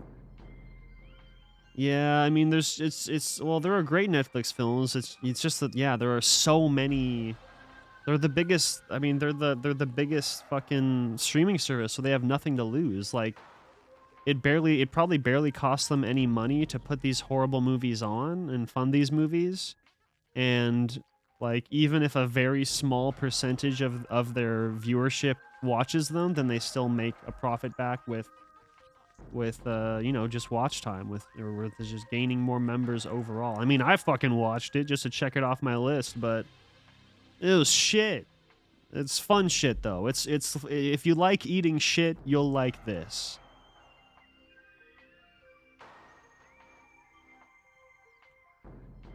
Yes, exactly. You would have to eat or die. Whoops. You would have to be in a mood to enjoy it. Yes, that's exactly right. Choose or die. I'm gonna put this. Yeah, I think I'm gonna put this right about there. I mean, there. All right, next movie. It's another mediocre Netflix movie, guys. Woohoo! It's Spiderhead, another Netflix original. An intellectual farce. It does star Thor, though. It stars Thor, Chris Hemsworth, and Miles Teller from Whiplash and the most recent Top Gun movie. And they're both great actors, but this movie kind of blows. An intellectual farce. Did this entire project contain contain 3 sets? Netflix is dumping their entire film budgets into casting and ensuring the visual language of their filmography is as eerily muted as possible. This performance by Chris Hemsworth leaves a great deal to be desired, and he's really trying. The dude could use some profound, detailed training. He's not bad by any means. He's never bad. What the fuck? What is this? Why does it keep playing shit that's not on my playlist? It's not that he's bad by any means. He's never bad, but when he isn't specifically playing the more developed version of Thor that fans have come to love post-Ragnarok, he fails to bring much of anything to the table. Extraction, El Royale, Rush, Men in Black. He's wonderfully cast in the modern cult hit Cabin in the Woods, but arguably made better for it because of his archetypal blandness. This looks and feels utterly identical to every other tedious, uninspired, mid-budget Netflix sci-fi thriller. Ex Machina set such a visual precedent for everything that would come after, and none of these projects since have replicated what it pulled off so effortlessly. It really is incredible, the dull, stale textures and sterile, polite coffee shop palettes that pervade every internally produced Netflix feature film. 10 years ago, this style was totally tubular. It's time to move on. There's a vital piece of Teller's backstory that is intentionally left out of the first act, so it can be weaponized as a quote-unquote crazy, emotionally and manipulative twist 40 minutes later, but it only ends up serving as a perfect metaphor for how little effort went into this script. Several minutes later, the antagonist is done in by one of the more thoughtless gotcha moments I've seen in years. Immediately prior to the credits, the directing and editing abruptly collapses into this energy of heinous, unforgiving, forced happy-go-lucky catharsis. Characters are suddenly doing a bit of physical comedy. The camera work is quick and precise like Diet Edgar Wright, and the actors are delivering their lines as if they're suddenly in an awful Geico commercial. Yeah, just a very, very weird ending where it suddenly tries to... the whole time it's been this really boring, slow-paced sci-fi thriller, and then suddenly at the end it's like it changes into like trying to be a comedy, an action comedy movie, and it's just so... The whiplash is so brutal. So yeah, Spiderhead. It sucks.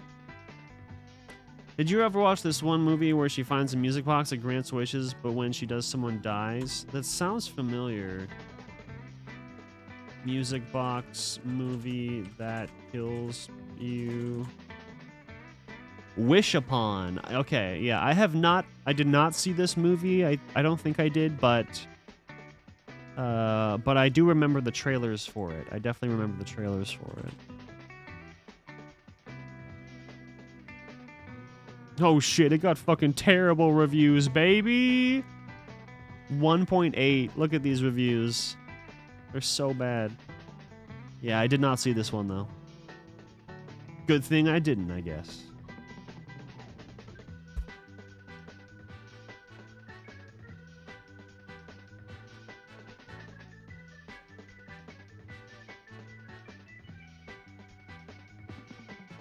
Next on the list. Oh, speaking of Ex Machina, it's Men by Alex Garland. The director of Annihilation and Ex Machina and the series Devs. Oh, I actually watched this. I should add it to my thing. Men. Have you heard about this movie? It had a lot of advertising. It was very heavily advertised everywhere, at least for me. In the aftermath of a personal tragedy, Harper retreats alone to the beautiful English countryside, hoping to find a place to heal. But someone or something from the surrounding woods appears to be stalking her. What begins as a simmering dread becomes a fully formed nightmare inhabited by her darkest memories and fears. So the basic premise of this movie is that she goes to this village into town. Not into town. It's like this remote village that's pretty small and doesn't have very many buildings or residents. But when she gets there, every single person that lives in the village is played by Rory Kinnear, this guy. And I gotta say, I give 100% of these 2 stars to Rory Kinnear. Like, the writing is terrible. Well, actually, you know what? That's not true. I would say the first half of the movie, like exactly the first half, is actually pretty compelling. Has some great individual scenes, great tension. It's pretty scary. Not scary, but spooky. Gives you the chills up your spine. The first half, the first 45 minutes approximately. And then immediately, like right smack in the middle of the movie, everything goes to shit. And I gotta emphasize this, guys. This movie has one of the fucking craziest endings of any movie I have ever seen. In a bad way. Like, if you want to get drunk with your friends and watch a bad movie that for the first half is very good and you'll probably be pretty into it, but then the second half, everything falls apart and it becomes pretty funny and stupid. And specifically, the very ending, the very end, like the last 5-10 minutes, actually, it might even be like the last 15 minutes. But like, I really, really need to emphasize this. It is one of the most batshit ridiculous, stupid endings I have ever seen in a movie. And it's awesome. It's so bad. So fucking bad that it actually becomes amazing. And like I'm telling you, if you want to have a bad movie night with your friends, you got to check this out. You know what? I'm not going to spoil the ending. I'm not going to do it.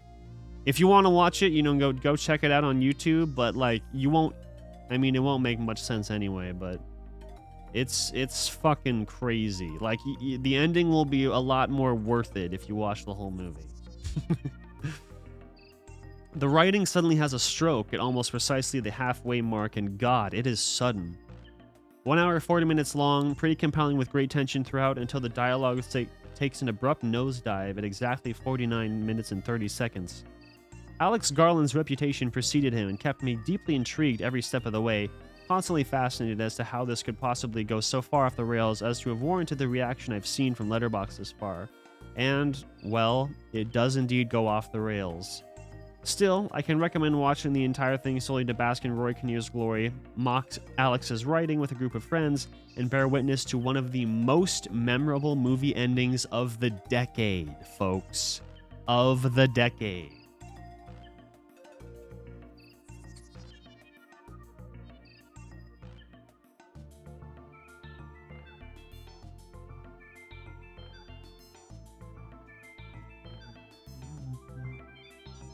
Next up, I gotta rank this first. I mean, I don't know, but I gotta say, I think I will. I gotta rank this pretty high. So my star rating is very low because the quality of the script and the quality, actually, it's really just like the script overall. The quality of the script is pretty terrible, but it looks very nice. It's pretty creepy for the first half. This guy, and also I really mean it, the main guy who plays like fucking 10 different characters in the movie. His performance is amazing. Like I kept forgetting it was one guy. Like that's how good his different characters are. So pretty cool. Actually, you know what? In terms of enjoyability, I think I gotta put this pretty fucking high. Oh my god, it's still going. I think I'm gonna put it up here. Oh god, it's terrible. It's a terrible movie, but I had a good time with it.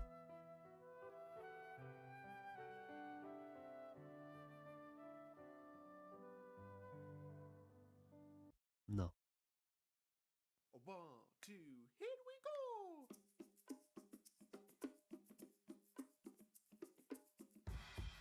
Next up, movie I saw in 2022 was Death on the Nile.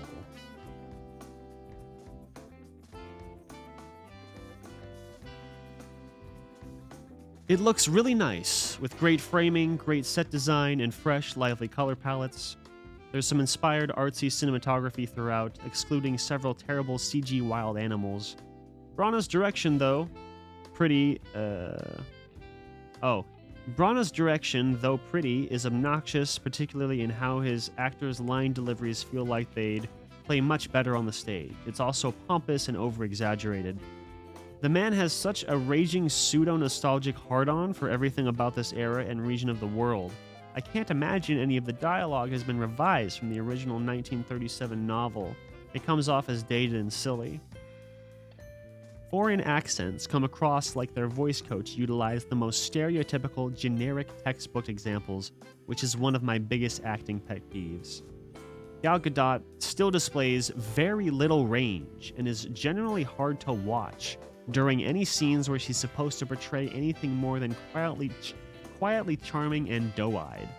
Armie Hammer's accent is way too on the nose, could use some nuance. Thankfully, Branagh himself is, as to be expected, delivering a great performance. Hercule Poirot is at times a cunning yet bashful and deeply kind individual who rarely releases his inner lion, only at times of great desperation or trauma. These brief glances into his fury really added a wonderful dynamic to his character. Most of the cast are directed to reach their breaking point at least once, allotting brief but memorable Oscar moments for all, excluding Gal.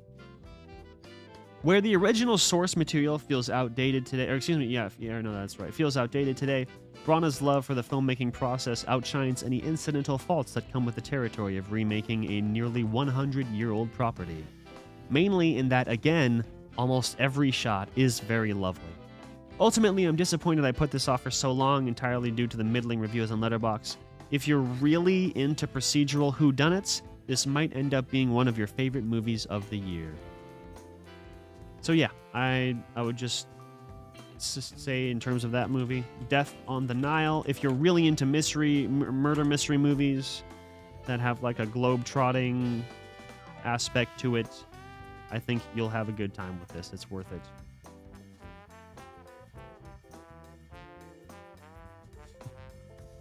No, I can't do it. I can't keep men that high.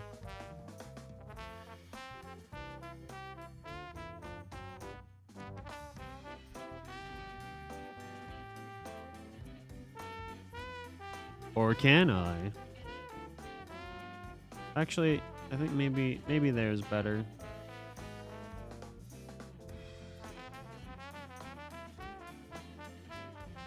I feel like I want to put Massive Talent higher, so I think I will.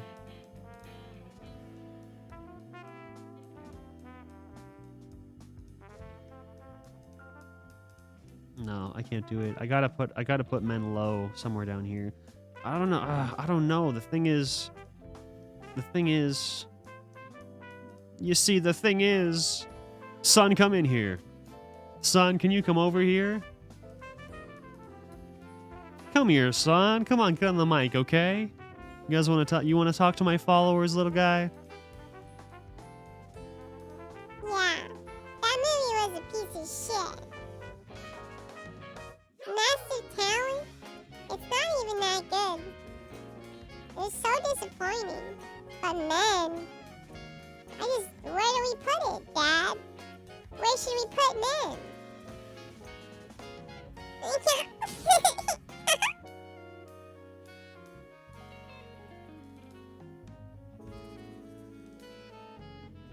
I want to put it like up here because it was a lot of fun. And the first half was actually pretty great from what I remember. I think I do. I'm just gonna do it.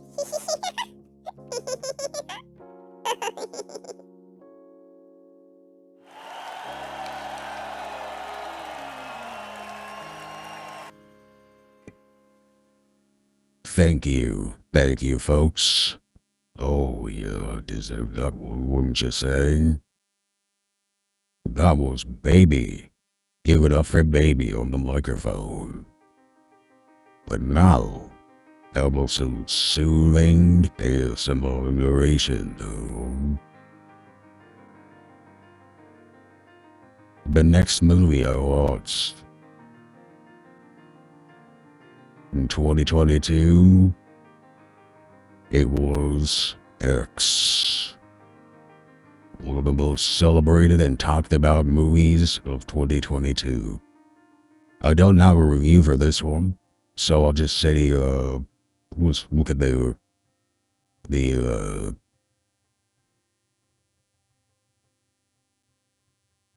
just look at the description here. That's right, it's called X. You know why? Because it's about porn, baby. In 1979, a group of young filmmakers set out to make an adult film in rural Texas. But one day, reclusive, elderly hosts catch them in the act. The characters find themselves fighting for their lives. So it's about a group of filmmakers in 1979 who are actually trying to make a highbrow, high-quality porn movie. And there's this old couple who live in their house, and they don't like that. They're freaked out by these kids making porn. You can't make a goddamn porn here. Why would you do that in a room? And so, people start dying. And that's the premise. I don't want to spoil anything else. It's a lot of fun. It's really, really good. Goddamn, you know what? I feel like I need to put this on my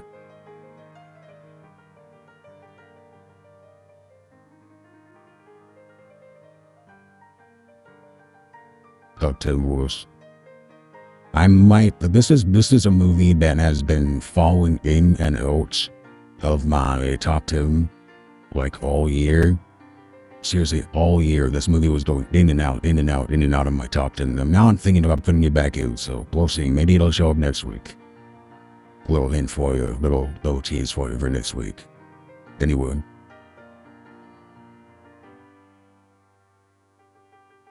Let's give it back to Nice Steel. Later, boys. All right. That was the narrator, folks. Got a pretty nice voice, if you ask me. Feel free to try out any of those other amazing voice changers. They all sound really good, as you can tell. Finally? What do you mean, finally? Don't say that about the narrator. That guy's my friend.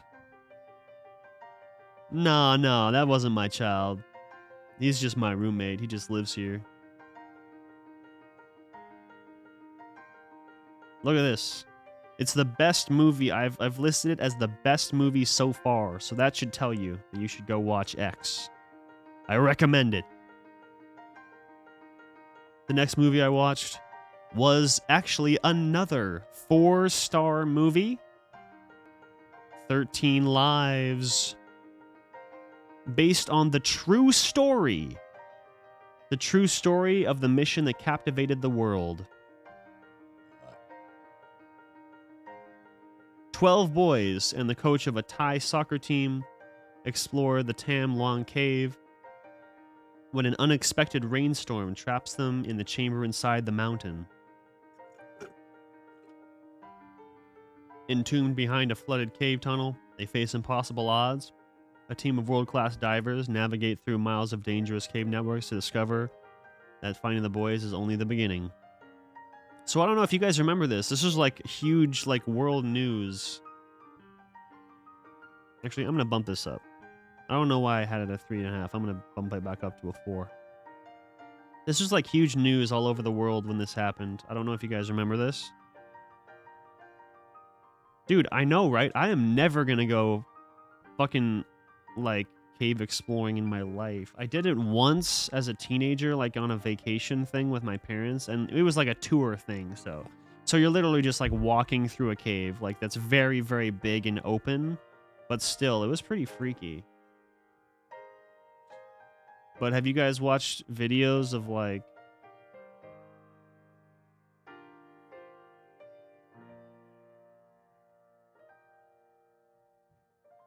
what is it? Yeah, like this shit. Have you watched this before?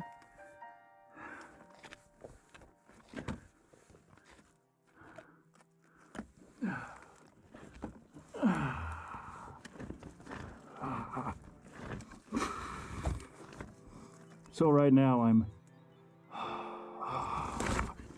breathing out. Come on, Kiwi. Come on over, man. We'll go do this together. I got us tickets to the cave exploration tour. Don't you want to go do this? Look at that. Doesn't that look fun?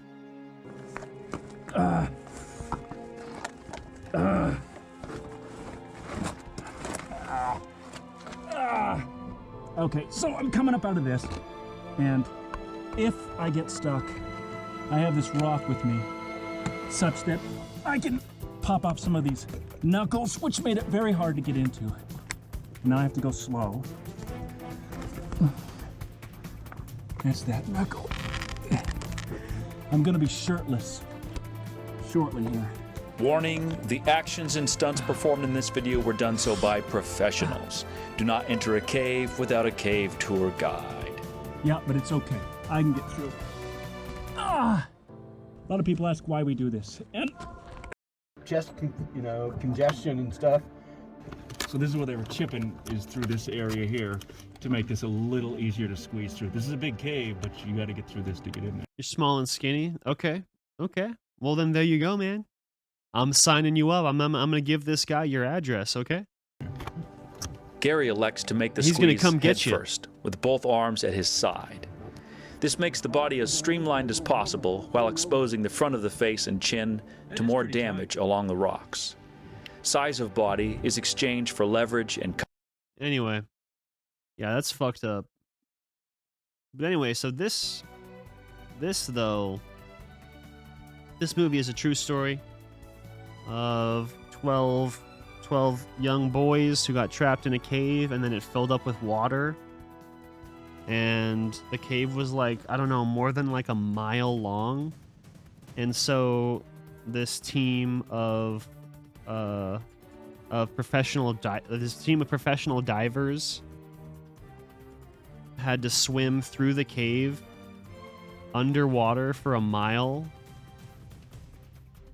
And at the end of the cave, the water was filling up where the kids are, so they're like running out of time, and they're also like starving, and they haven't had food in weeks and shit. So it was pretty fucked up. It's a great movie though. It's super claustrophobic. It's very well shot. It's a true story.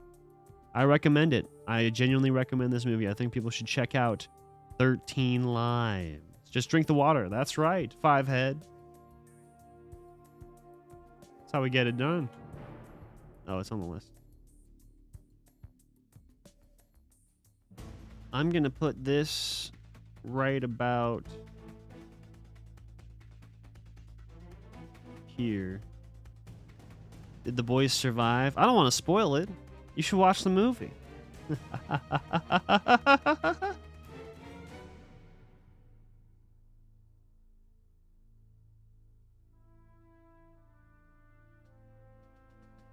The next movie I watched was a fucking piece of shit vampire movie. Day Shift. Day Shift opens by utilizing Far Cry 3's most memeified moment verbatim. Vaz reciting the definition of insanity. Big yikes. The protagonist moonlights as a super slick vampire hunting expert, but guess what? He has a daughter whom he loves. What a concept. But his baby's mama wants to move to another state so he can keep his family together. Isn't that an original idea? All attempts at world building are less than derivative.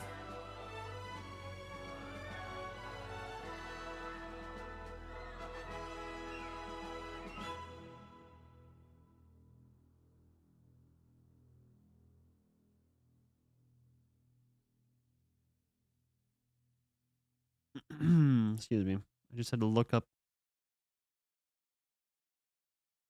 I'm looking up my local taco time, but it says it's closed, but I don't think that's true. Pretty sure they close at 10? Whatever.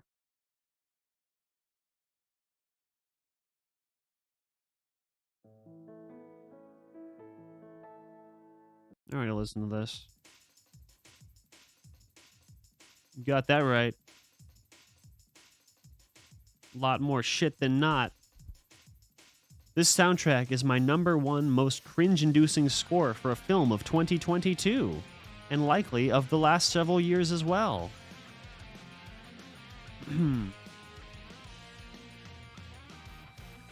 Let's see. Not boring, not uninspired, but actively annoying and charging far beyond unintentional parody. A rapper endlessly repeats the phrase "body counts in the house" over a scene that racks up a considerable body count. A slide guitar twangs over a galloping beat as a character clad in cowboy gear shows up at the last second to save the day. Standard doomscore ripoff metal feebly whispers behind pulpy D-tier Resident Evil slaughterfests. Man, Dave Franco is still a terrible, terrible actor. He's been in the industry for over a decade now, and he hasn't taken one class? Pathetic. I mean, he just isn't an actor at all. Let's just get that straight. And now that his exponentially more successful brother has been justly outed as a manipulative, abusive groomer of teenagers and his own students, hopefully the two of them will just stop receiving work. Seems unlikely, but they deserve the worst. Minus an entire star for containing a Franco brother. I don't know, maybe this should be on my top 10 worst movies of the year. It's not right now, but seems like maybe it should be. I don't remember anything about it though, so I guess not.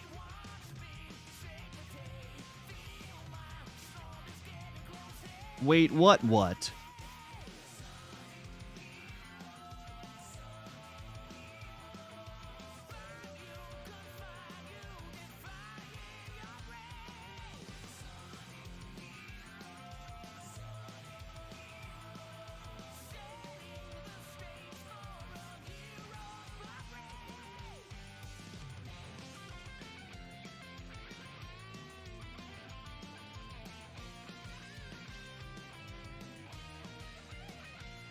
Oh, James Franco? Yeah, so so he was like he was messaging underage kids, you know, trying to sex them, and then he became a teacher at a college, or no, I think it was a college.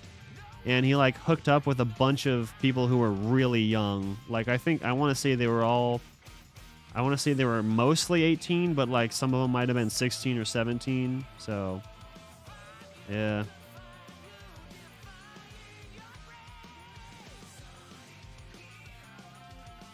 He's a piece of shit. He's a big time piece of shit. I don't support him anymore.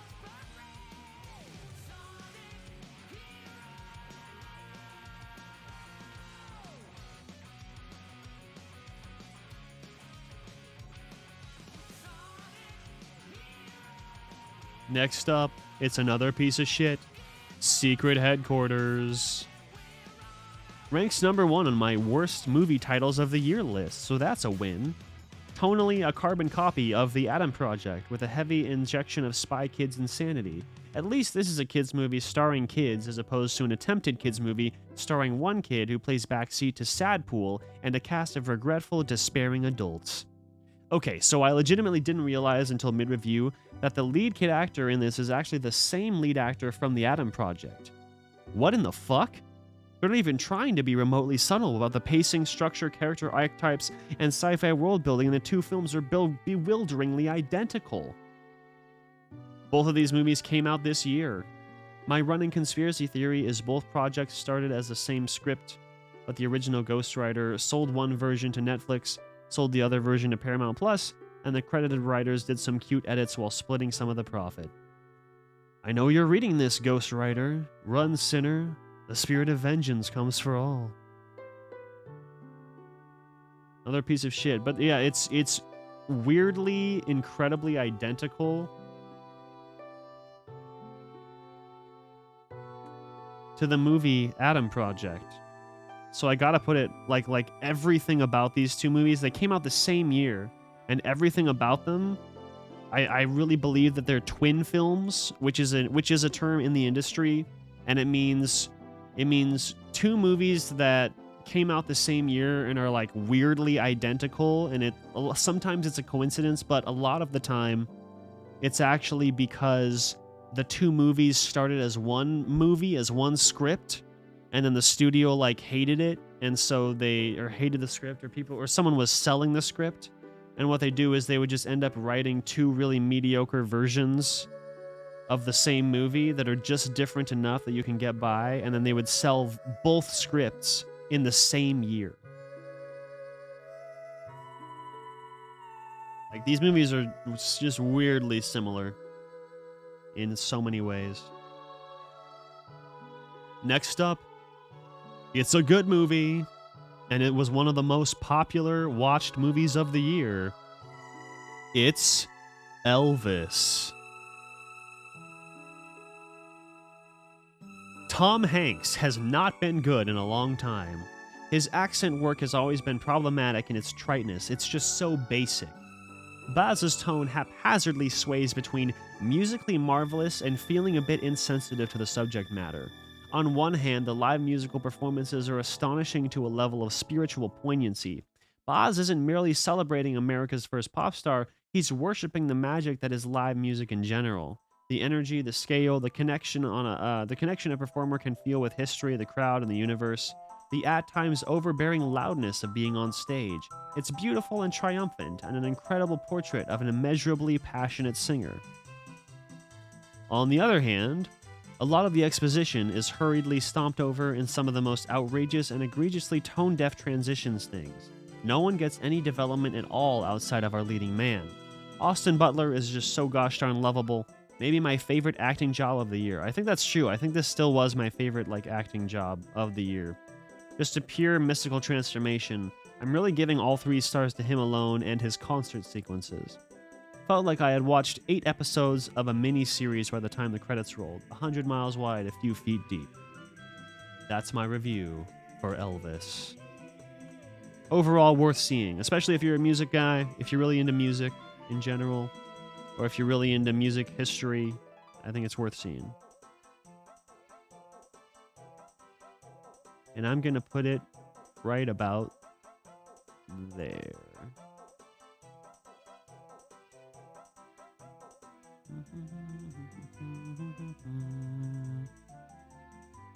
Oh, next up, I don't have a review for this one, but it was one of the better movies of the year.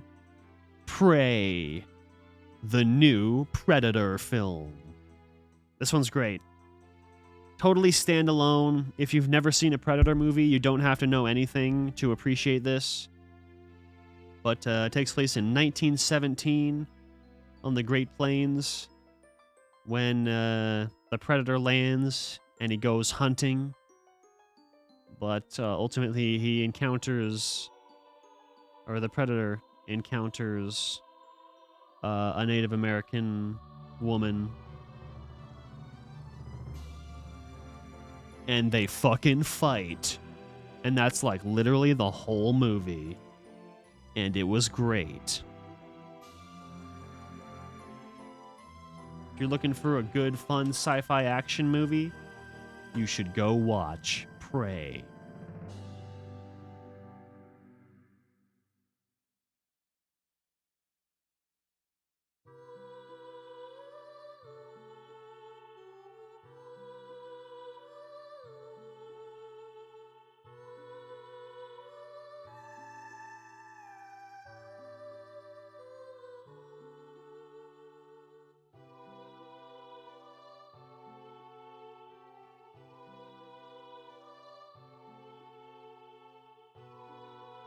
Yeah, get out of here, ads.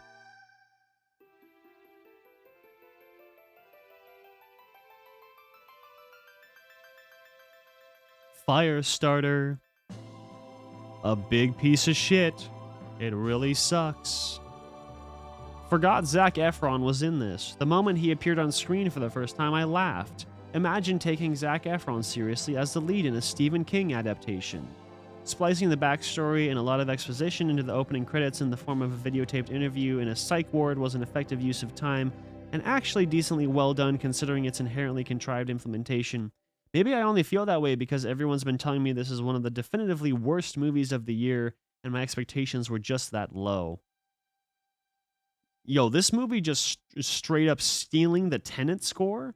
One of my favorite scores of the decade. What is this? Yeah, I can't remember that, but I guess there might have been a song from the Tenet score that was in this movie, or just a ripoff of it. Zac Efron cracks his neck every time he has to use his superpowers. Pretty fucking lame. However, the side effect he suffers just to use his own powers is truly brutal, and feels fair in bringing balance to this character's gameplay meta. Firestarter.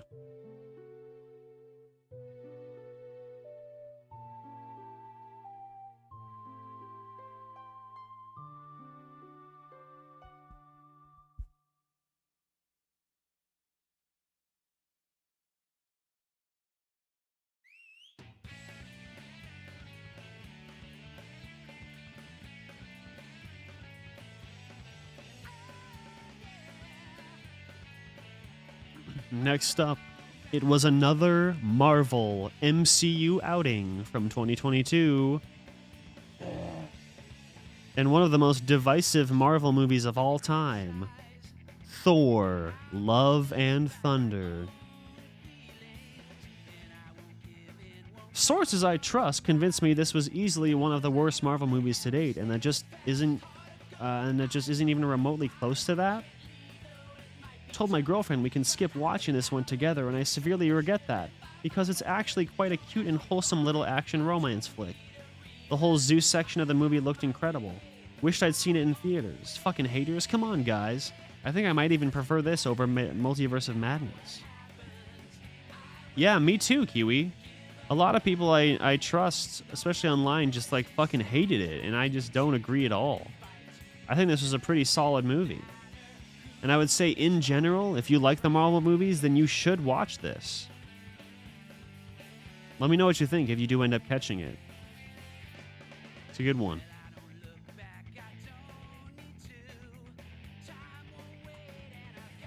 Oh, you did watch it. Okay. Did you like it?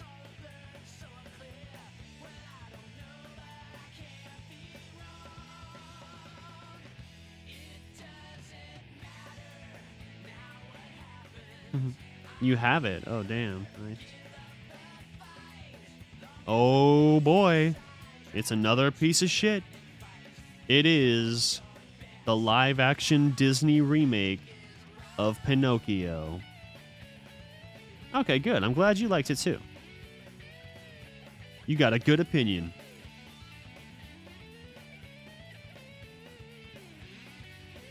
From the prophetic genius behind Ants and the director of The Devil of the Uncanny Valley, The Polar Express, comes Tom Hanks wearing the worst wig you've ever seen and the most fuckable fish of the year. Plus, would you believe it? This movie opens with the most famous Jiminy Cricket moment of all time, Jiminy groping a giant woman's ass, and then giggling into the camera as he shows a grower. Take that, woke Karens. How's that for preserving the patriarchy? When Pinocchio roasts you, but his nose doesn't grow long. Ooh, that's a good one. Got him.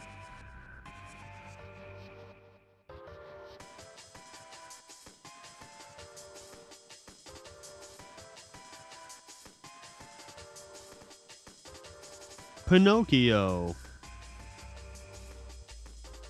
No, DKR Patty, no! It was terrible. Welcome back to the stream, DKR. Got any updates on your music? Your rap song?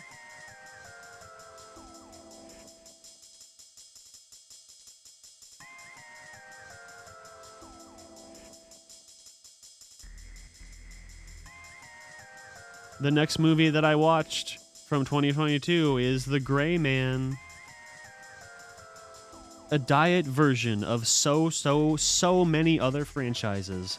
Let's just say all of them. Every franchise. This is a diet zero-cal version of every other gun-toting spy conspiracy thriller franchise that has ever been made. Netflix is officially a giant unstoppable robot factory that only produces boring diet David Fincher thrillers and awful forced attempts at original cinematic universes. I'm sure a lot of the fight choreography in these original throwaway properties is pretty great. Too bad I can barely see any of it due to the nature of streaming sites. I have 200 megabyte download speed, and I always choose the fastest download option in my account settings. Why does every single thing I watch on these sites look grainy as hell? Beaky or Patty, you've gotten notes about round one did not receive enough votes. Oh, damn, okay. There's still a chance you'll get into round two? Hell yeah, dude. How does that happen? Why is there still a chance even though you didn't receive enough votes? Is there like a tie or something?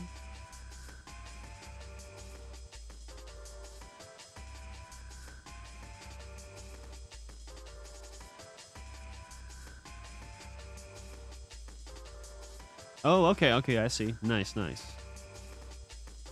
Good stuff, man. So you can still have room to advance, just not get first place, that type of thing. That's good, though. It's great that you did it. I do think your second song is really beautiful. You should keep working on it. Let me know if you want me to do some vocals or something, man. Because it's fucking awesome.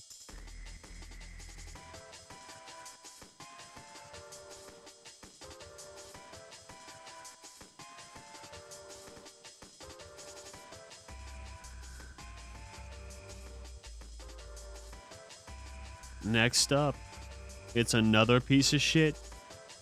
Me time.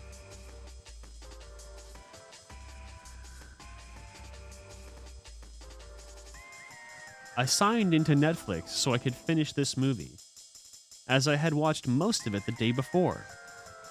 Huh? Netflix says it's been fully watched? That couldn't have been me. I have absolutely zero memory of anything that happened in the second half, much less the ending. I go back and I scroll through the last act of the movie. Yep, I watched it. The whole thing. And for the life of me, I could not remember how it ended or even anything that happened after the first act. I watched it yesterday. This movie was so bad, I forgot what happened in the second half. Like, legitimately. So fucking unoriginal, dumb, trite, cliche, pandering, because Kevin Hart's in it. Kevin Hart needs to fuck off.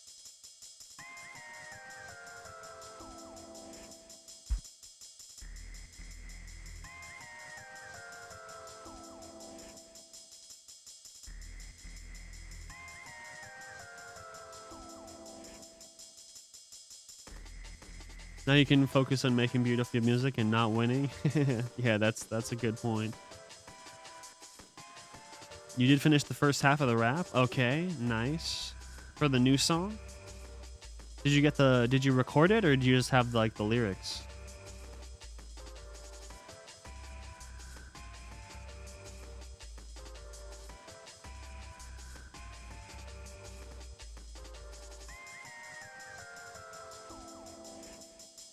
I'm so tired again, but I don't fall asleep as usual. Thoughts explore while orbiting themselves the deep grounds of being. On a night like this, even the loneliest thought breaks in two. This 7/8 groove is too sweet, so write a few more lines. What is this self anyway? It's really a little hard to pinpoint, like when you look in a mirror and move your eyes slightly. But from your own point of view, you can't see any movement. Just like in this introspection. Self-knowledge, but does not recognize oneself from a first-person perspective. I want to free myself from it. That's pretty nice, man. The first half of that reads like a poem. I think that's pretty excellent. Considering that's still a translation, like it's coming across pretty clear. So yeah, that's really nice. Thoughts orbiting themselves. On a night like this, even the loneliest thought breaks into. Good stuff. Good stuff. I like that. You're gonna kill it, man. In the losers bracket, you're still gonna kill it.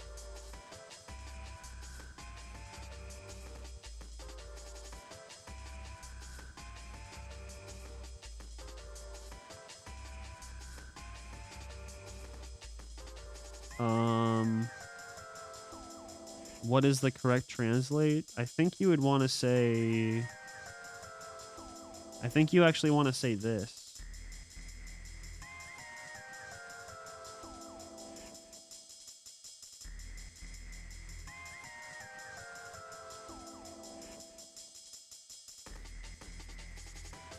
Yeah. That's what I would... For like grammar's sake, I think technically maybe that's what you would want it to be. Next movie I watched, which got a lot of great reviews, but I just thought this was such a fucking boring ass piece of ugly shit. A spooky elderly woman clad in black literally points to every other character in the room one by one and lists how many kills they have, as if she's the first NPC we're encountering in the tutorial level of Call of Duty Black Magic. The story feels lazily slapped together. Michael Giacchino's direction comes off as amateurish, and boy, the script is just so bland. Not sure who this is for or why it exists other than scraping the bottom of the seasonally forced barrel. Attempted jump scares fall flat, which mercifully there are only a couple of. Performances contain zero life, and not in a fun Tim Burton undead kind of way. Werewolf by Night. I didn't really like anything about it. So I'm going to put it right about there, I guess.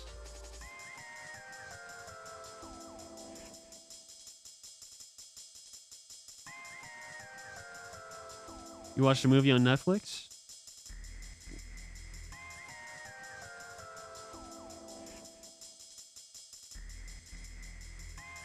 A weird Japanese movie? Okay, what movie was that?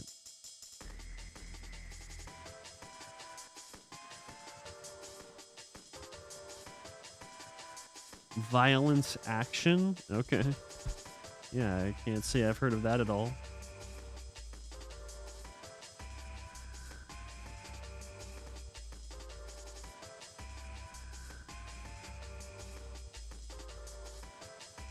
I assume it was about someone being violent and that it's an action movie.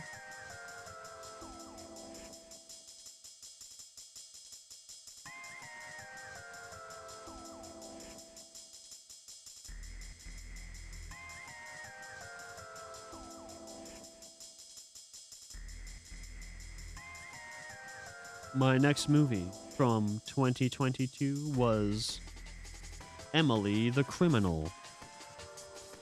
I really don't have anything to say about this. It's a little bit of a, in a good way. It's very good. It's very good.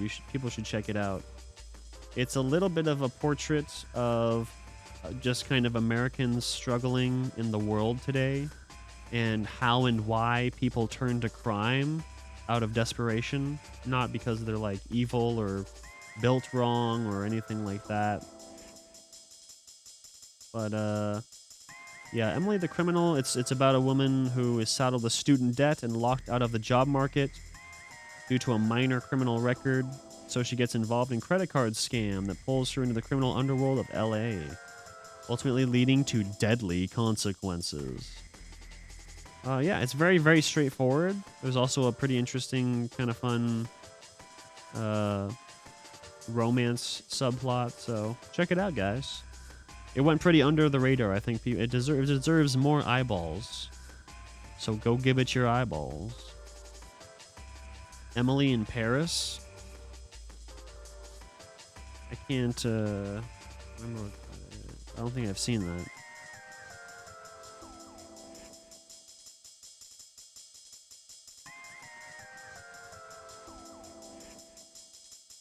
Shows you once you're a criminal that there is only one road left to follow. Well, no, that's in a way, I would say it depends on your situation. Like, if you have people to help you and like family to help you and you have like a source of income, then you can work your way out. But I mean, yeah, if you don't have any of those things, then yeah, a lot of the time, once you kind of have your first stint and once you have your first stint with the law, it can be very, very difficult to go back to a normal life because you're now labeled as a criminal. So yeah, in that regard, I see what you're saying. That's pretty true. Struggling to find a new job in Paris because everyone is rude to her. Oh, okay. That's interesting.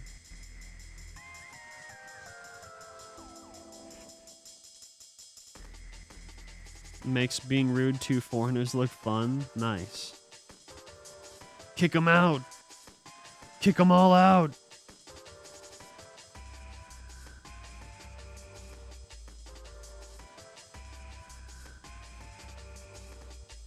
Next up, it is All Quiet on the Western Front. One of the best German movies I've ever seen. The anti-war film to end all war films. While Saving Private Ryan has been the preeminent mainstream beacon for why war is bad over a few decades now, it still carries a mild, troublesome air of oorah, chest-pumping pride over peace. The first half works as a virtuous anti-war film, but the latter half still serves as a mildly insidious military recruitment tool. By comparison, there is no glory to be found here. No peace, no satisfaction, no hope, no justification. 3 million sweet children and misguided men sent to suffer the worst hell imaginable and die screaming purely to scratch the ego of a few fat psychopaths. Thank the universe Hollywood didn't get its greasy, grubby mitts all over this thing. It's worth considering how haphazard and confused this could have ended up being had it bent to the will of several ignorant American producers. This needed to be a German film made by German filmmakers and easily could have ended up in the wrong hands. 4.5 stars. Which means it is the best reviewed film on my list so far. Although not quite my favorite. I don't know, actually maybe it is. I'll put it at the top since it deserves it. It's really amazing for sure.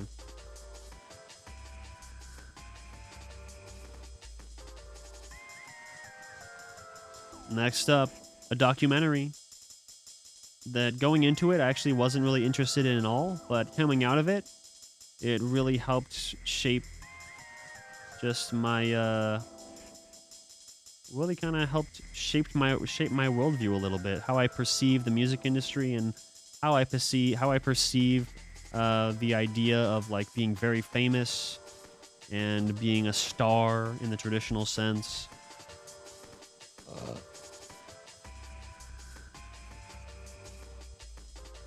Yeah, this is a documentary about Selena Gomez. It just kind of follows her on one of her tours, but then midway through the tour, she has basically like a breakdown and some really, or actually I should say she's also had some very serious like health problems her whole life. I can't remember what they are at the moment, but it's really just a portrait of one of her tours where she has to stop the tour and she has to cancel it. But music industry is full of malice. I mean, it's not a hot take, but it's a good take for sure.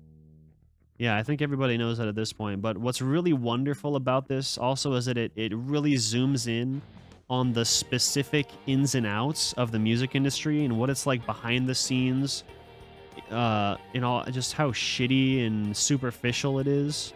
Like one of the scenes that was super eye-opening for me was, we watch a lot of these YouTube videos that are like, 10 things that are in my bag, that type of thing, and they'll have like a celebrity come on and the video will just be like 15 minutes long, and she kind of does like an interview that's kind of similar to that, like just that tone. And it's just so gross. Like on her end, the receiving end of it is so gross and so superficial. And it's like, it really feels like the people interviewing them, they just don't care. Like everyone involved in the interview process is just grinding their own, they're just grinding their own career. Like no one cares about what's going on in the moment. It's just very, very fake and extremely fast-paced. Like she gets asked like 4 questions and it takes like 5 minutes to answer, and then they're like, okay, we're done, bye. And like that's fucking it. Like that's the entire interview. It's like a 5-minute like online interview where she's just by herself in a room looking into a camera, asking these answering personal questions for 5 minutes, and then it just ends and everyone just leaves. It's like, goddamn.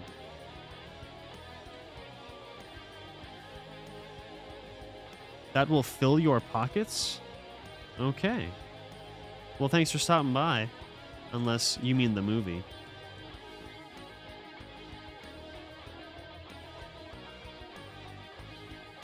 Selena Gomez.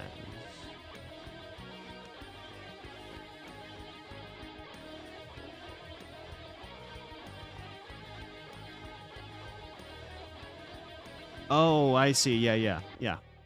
Yeah, exactly. That's exactly right. That'll fill my pockets. Bye. Yeah, so actually this is very good. This is very good insight into the music industry. I recommend people check it out.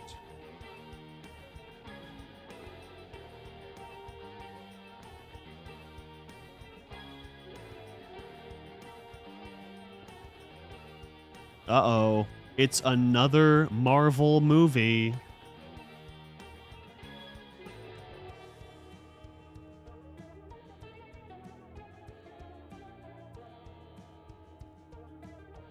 And it was the most disappointing Marvel movie of the year. Black Panther 2, Wakanda Forever. Yeah, same thing with me. I was actually very dubious. I really had no interest in it at all.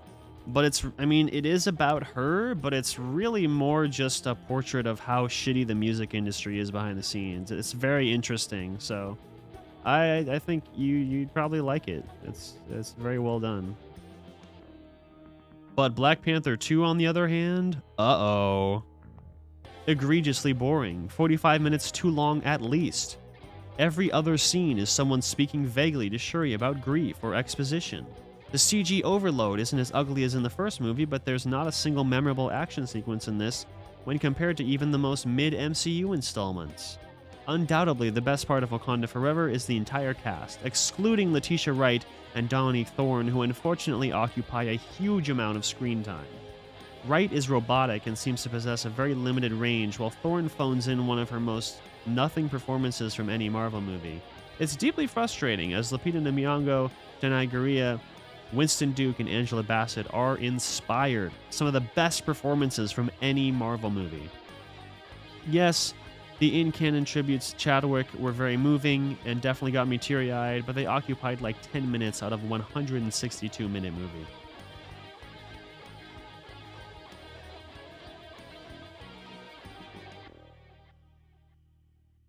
Wakanda Forever is not a good title. I don't know.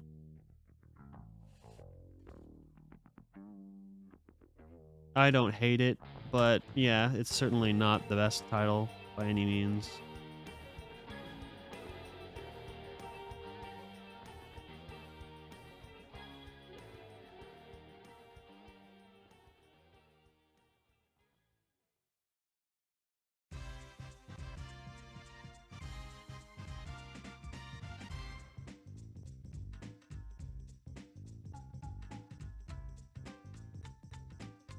Somewhere in there is good, I guess.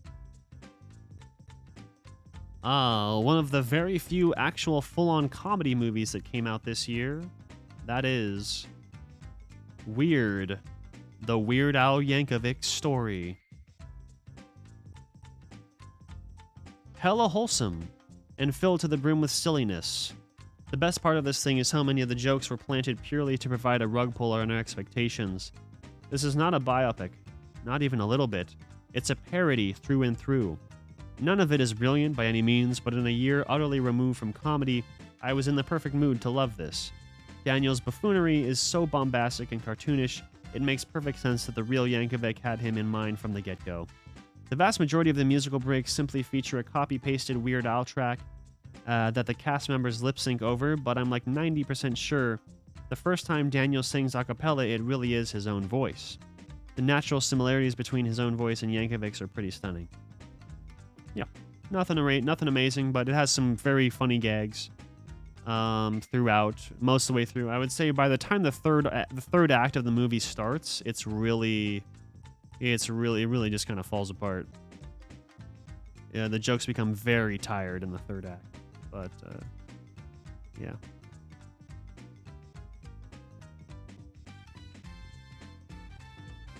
Everything up to that was good, though. Weird.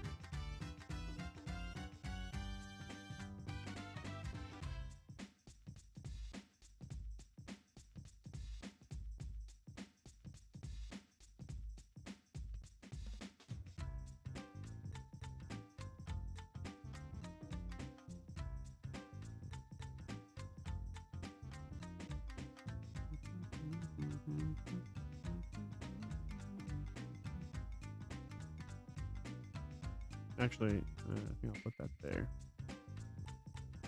Next up, this one was a bit of a pleasant surprise for me. It's Clerks 3. Cute and cozy, considering the events in Kevin Smith's life that inspired this script, I found this installment his most earnest by far. The silly self-importance of opening your movie with the quintessential melodramatic emo anthem of all time was the right move, weirdly fitting. Brian O'Halloran is still not an actor, or is he? That grief scene was pretty effective. Clerks defined the 90s indie film genre by telling young, lonely, nerdy dudes that their interests are valid and showing them anyone can make art with enough drive. Clerks 2 was a practice in refining what had been established. Clerks 3 brings everything full circle by being the predictably wholesome and heartfelt goodbye to the series and a meditation on life. It isn't amazing by any means, but I really don't think it's trying to be, and I don't think Kevin's intent was ever to make an amazing movie to begin with. Art is art, man. We're all here for an incredibly brief, painful, beautiful, cathartic amount of time. Let's make the most of it. I'll give you this one, Kevin.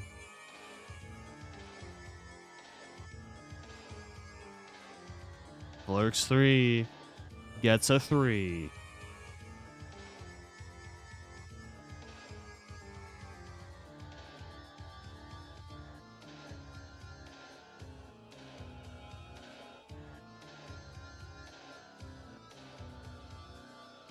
Number 16, maybe? Actually, no, let's do this.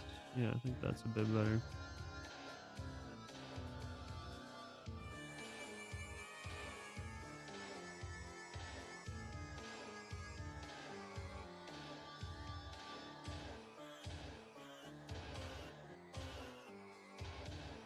And then we have a pleasant surprise. Another pleasant surprise, actually. Black Adam. My expectations for this were so unbelievably, unfathomably low, and that was the right choice. This ain't great, but it has a few sequences that left me thoroughly entertained. The characters are mildly better than the standard tiered DCU and MCU cardboard cutouts. It was shockingly never really annoying or pandering. Dull? Yes. Uninspired? Oh yeah. Visually pleasing and decently enjoyable? I guess so. MCU and DCU points of reference. This is significantly better than Eternals, but significantly worse than The Suicide Squad.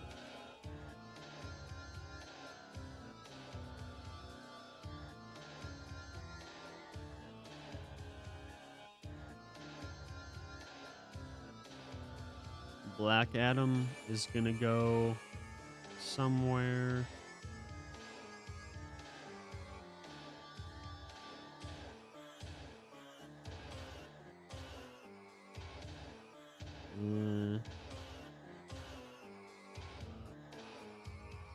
I feel like the main thing that I do when I want to decide on my list placement is like, would I watch it again? How much would I want to watch it again or enjoy watching it again?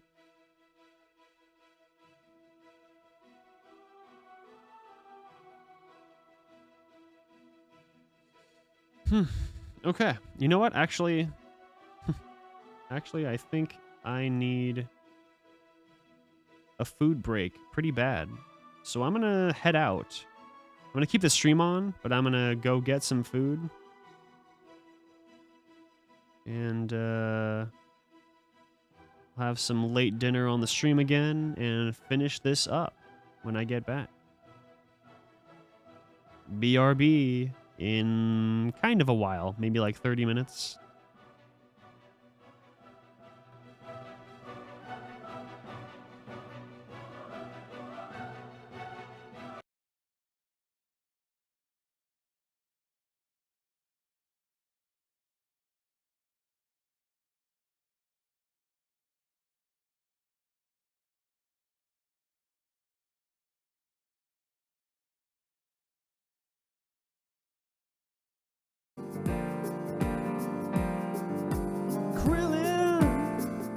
You ain't been killing it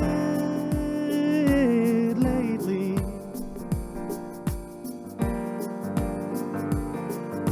Krillin, I'm thinking about kicking you off the team.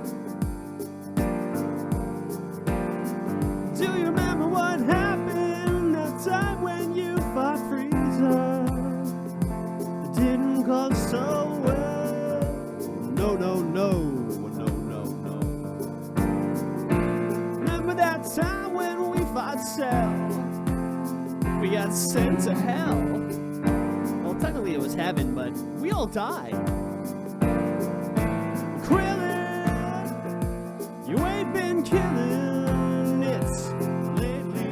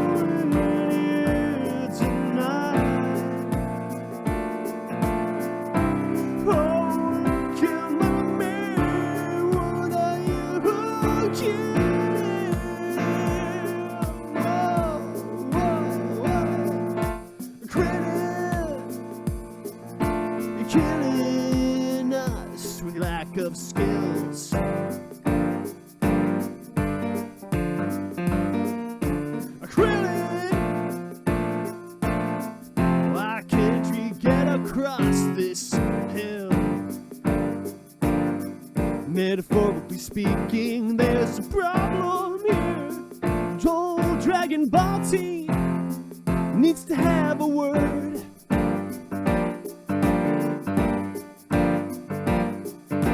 Krillin, you're off the team.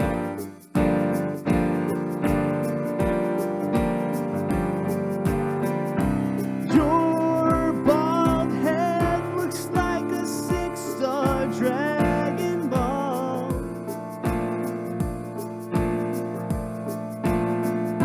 If we rip your head off your shoulders, could we use it to summon Shenron? Please, Krillin. Got farted in the face once. Woohoo! Krillin.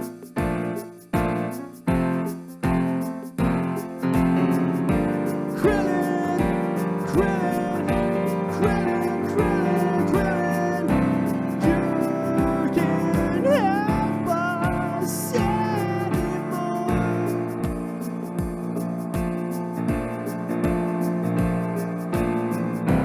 You are worthless, scraping the swords.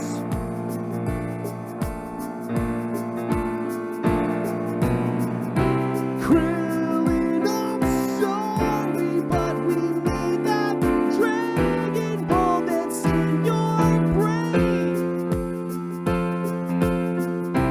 Krillin, I'm sorry. You're like a stain on my career. I fucking hate you, Krillin. All this wasted time. You're off the team. Goodbye.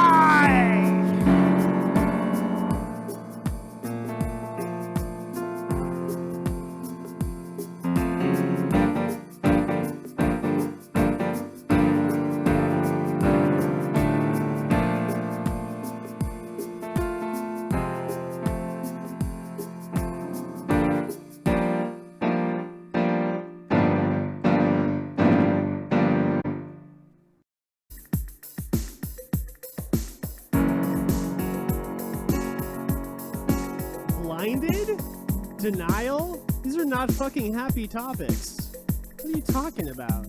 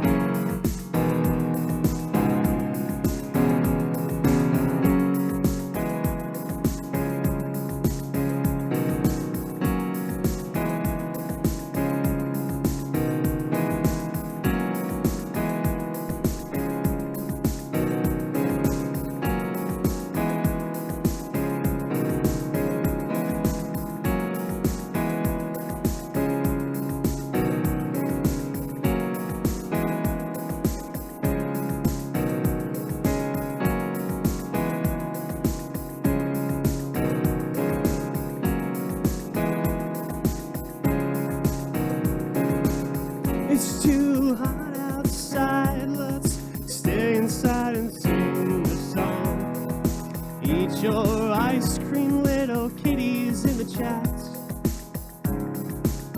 This is where it's at. This is where it's at. Oh, oh, oh. Eat your ice cream in the chat. Little kitties, I know you're all 10 years old. That's okay. It's just a Twitch stream. Don't go to Emirates stream. It's not okay for you there. You'll get traumatized.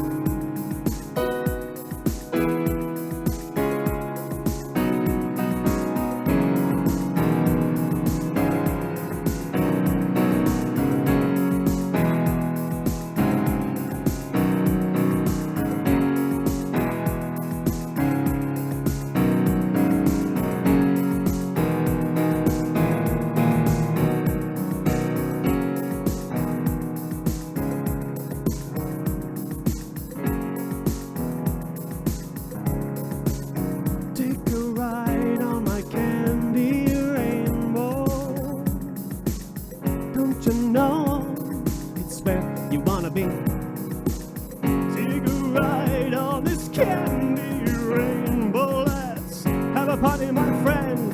Smile, bring your family. It's for everyone, all the time, everywhere, and all the things and anything you can think, and anything you can bring is allowed.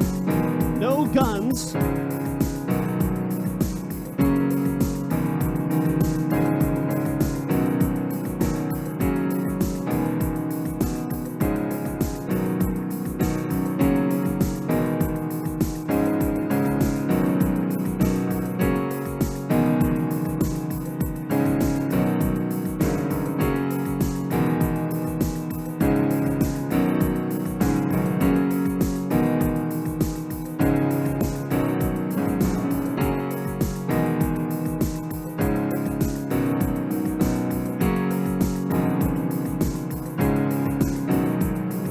For everyone, hey, bring anything that you can want, and you can have. It's time to have a body, my friend.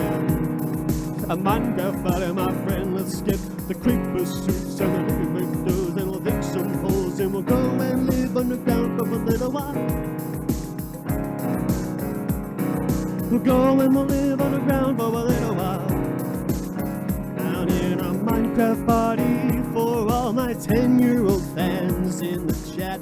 That's why you typed Minecraft isn't it? It's okay, just admit it. You're fucking 10 years old. Oh shit, I shouldn't swear.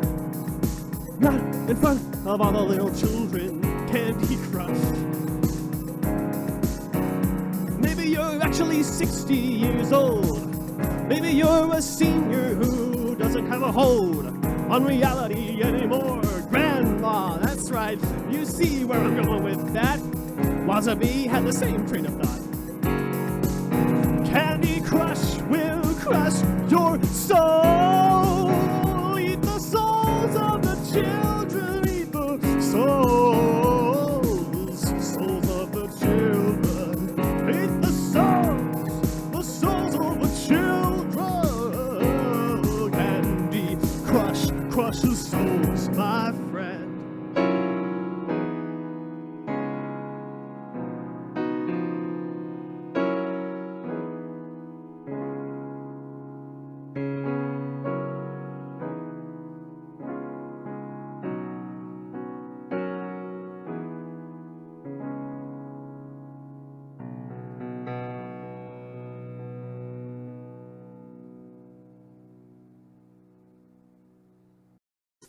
Oh, okay. I have definitely never played a song with this one before.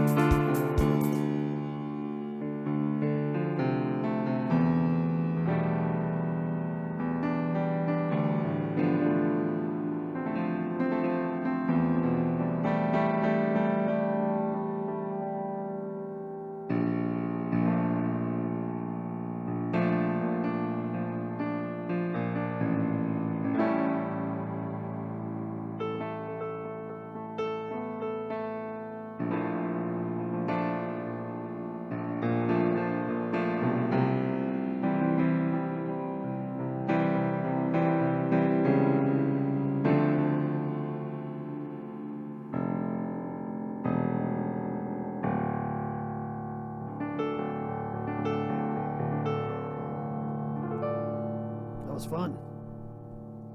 I'll call that one Bluegrass Battle, because the beat was called Bluegrass. It's like some...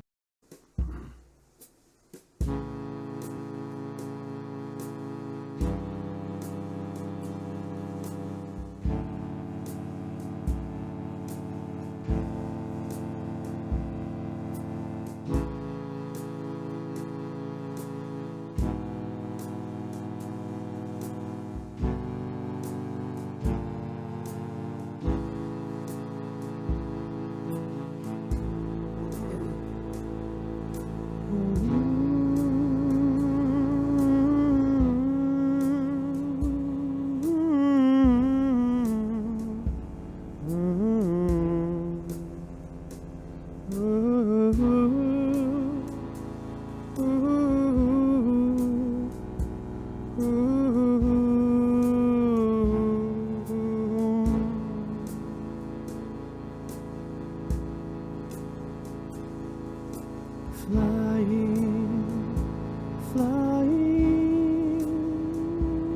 at peace.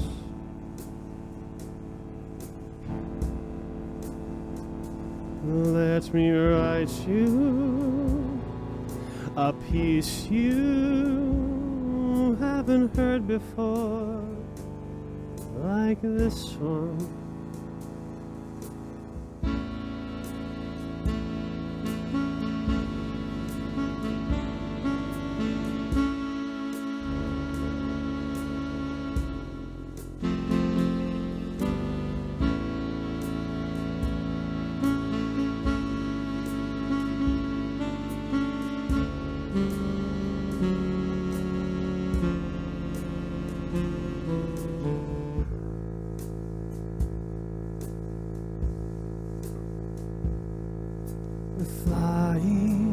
Flying so peacefully over the sea. Can you see me if you look up at the clouds? There I am, in between them, waiting for you to come join me up here, flying peacefully all year. There's nowhere else I'd rather be than with you and the flying above the sea.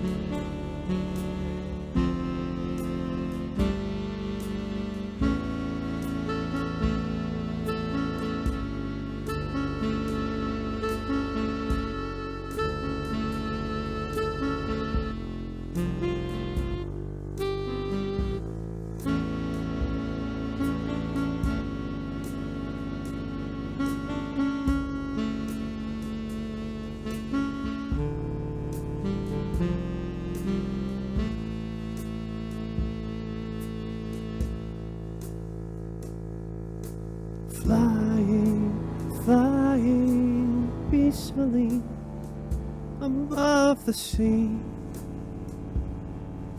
I'm waiting for you to come join me in the clouds peacefully. I'm waiting for you to come join me. Won't you come join me up in the clouds? Nothing's lost here. I always feel found when I'm lost in the clouds. So won't you come join me?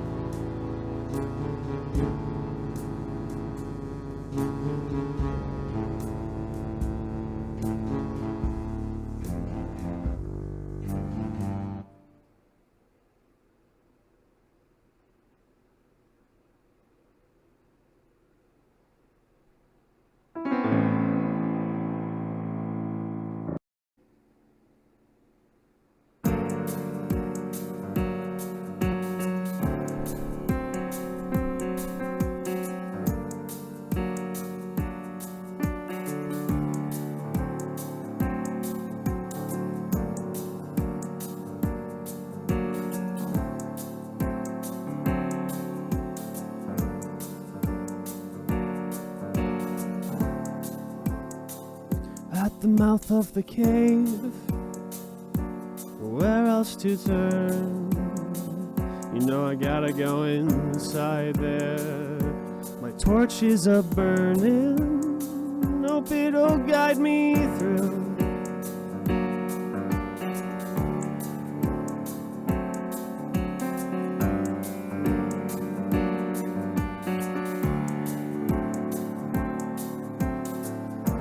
100 paces down.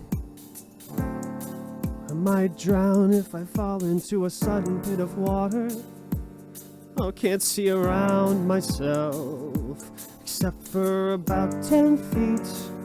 Got about 10 feet of myself, of light in front of me, and I hear something that's scratching at the walls. Please don't let it be a monster. I'm not prepared for this.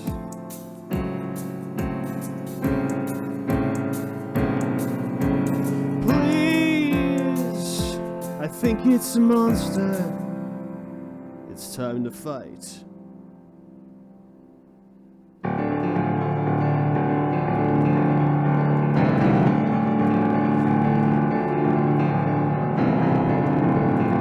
Use longsword. Attack twice.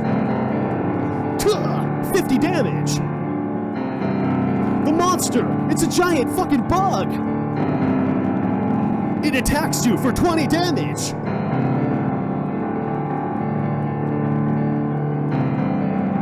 Put your shield up. Select item. Shit, go back in the menu. I didn't mean to choose that. You heal yourself and waste an item. You try to reason with the creature. Oh, big giant ant. I know you can't understand a thing I'm trying to tell you, but don't you know that we can be friends? I feel so bad about dishing this damage out. Woo-oo-oo, woo-oo-oo, oh yeah.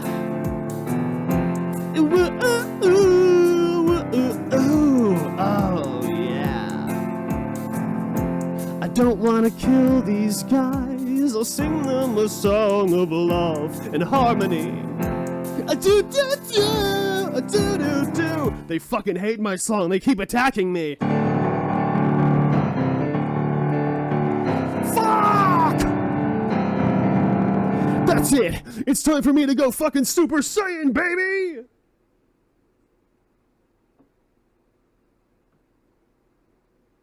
Fuck yeah!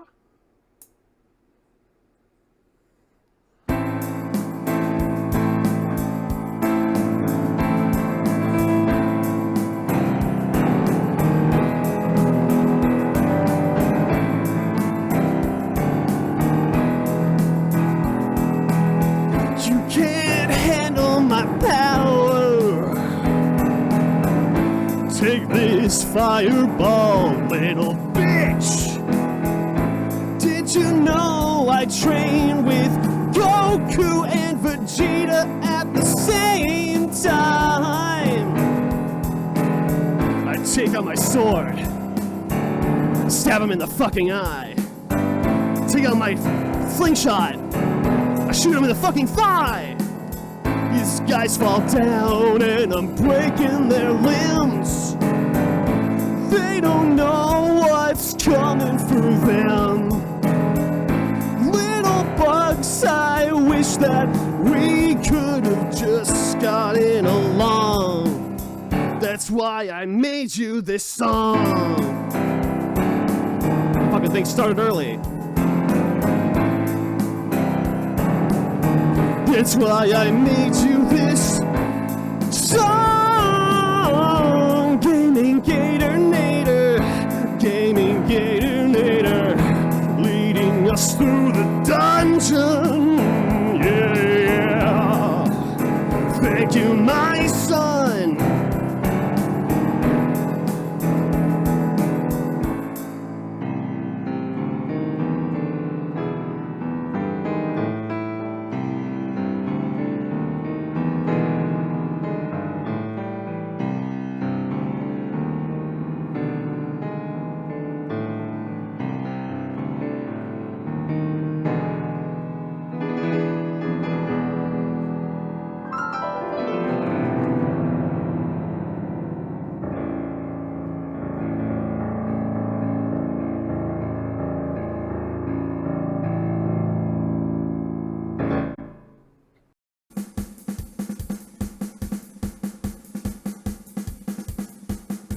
Yeah, this is like a really good like boss like beat or like fucking like battle music beat.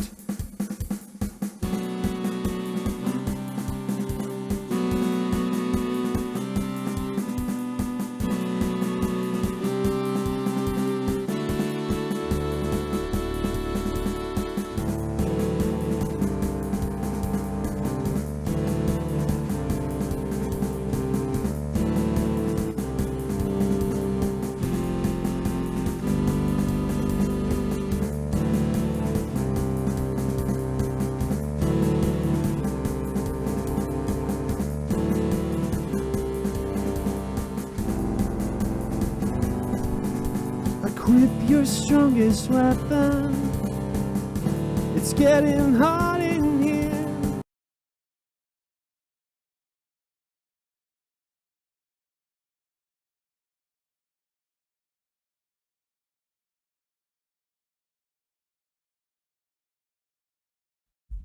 I'm back. I got some taco time.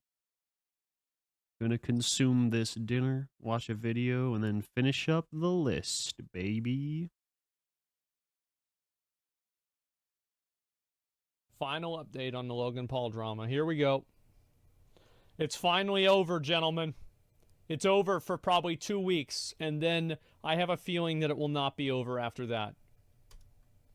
I got some good news and I got some bad news. The good news, this is the final video I'm going to make about Logan Paul. That's the bad news. Crazy. The bad news, this video is about Logan Paul and about the end of the CryptoZoo scandal that has ruined his reputation over the past that's month. bad. I'm out of content. Released that 3-part docuseries showing CryptoZoo, Logan Paul's cryptocurrency that he founded, to be an alleged scam because they took millions and millions of dollars and delivered nothing.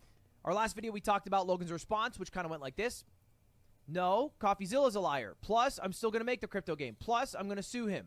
And nobody liked that. And what happened since that video? Well, somebody made CryptoZoo.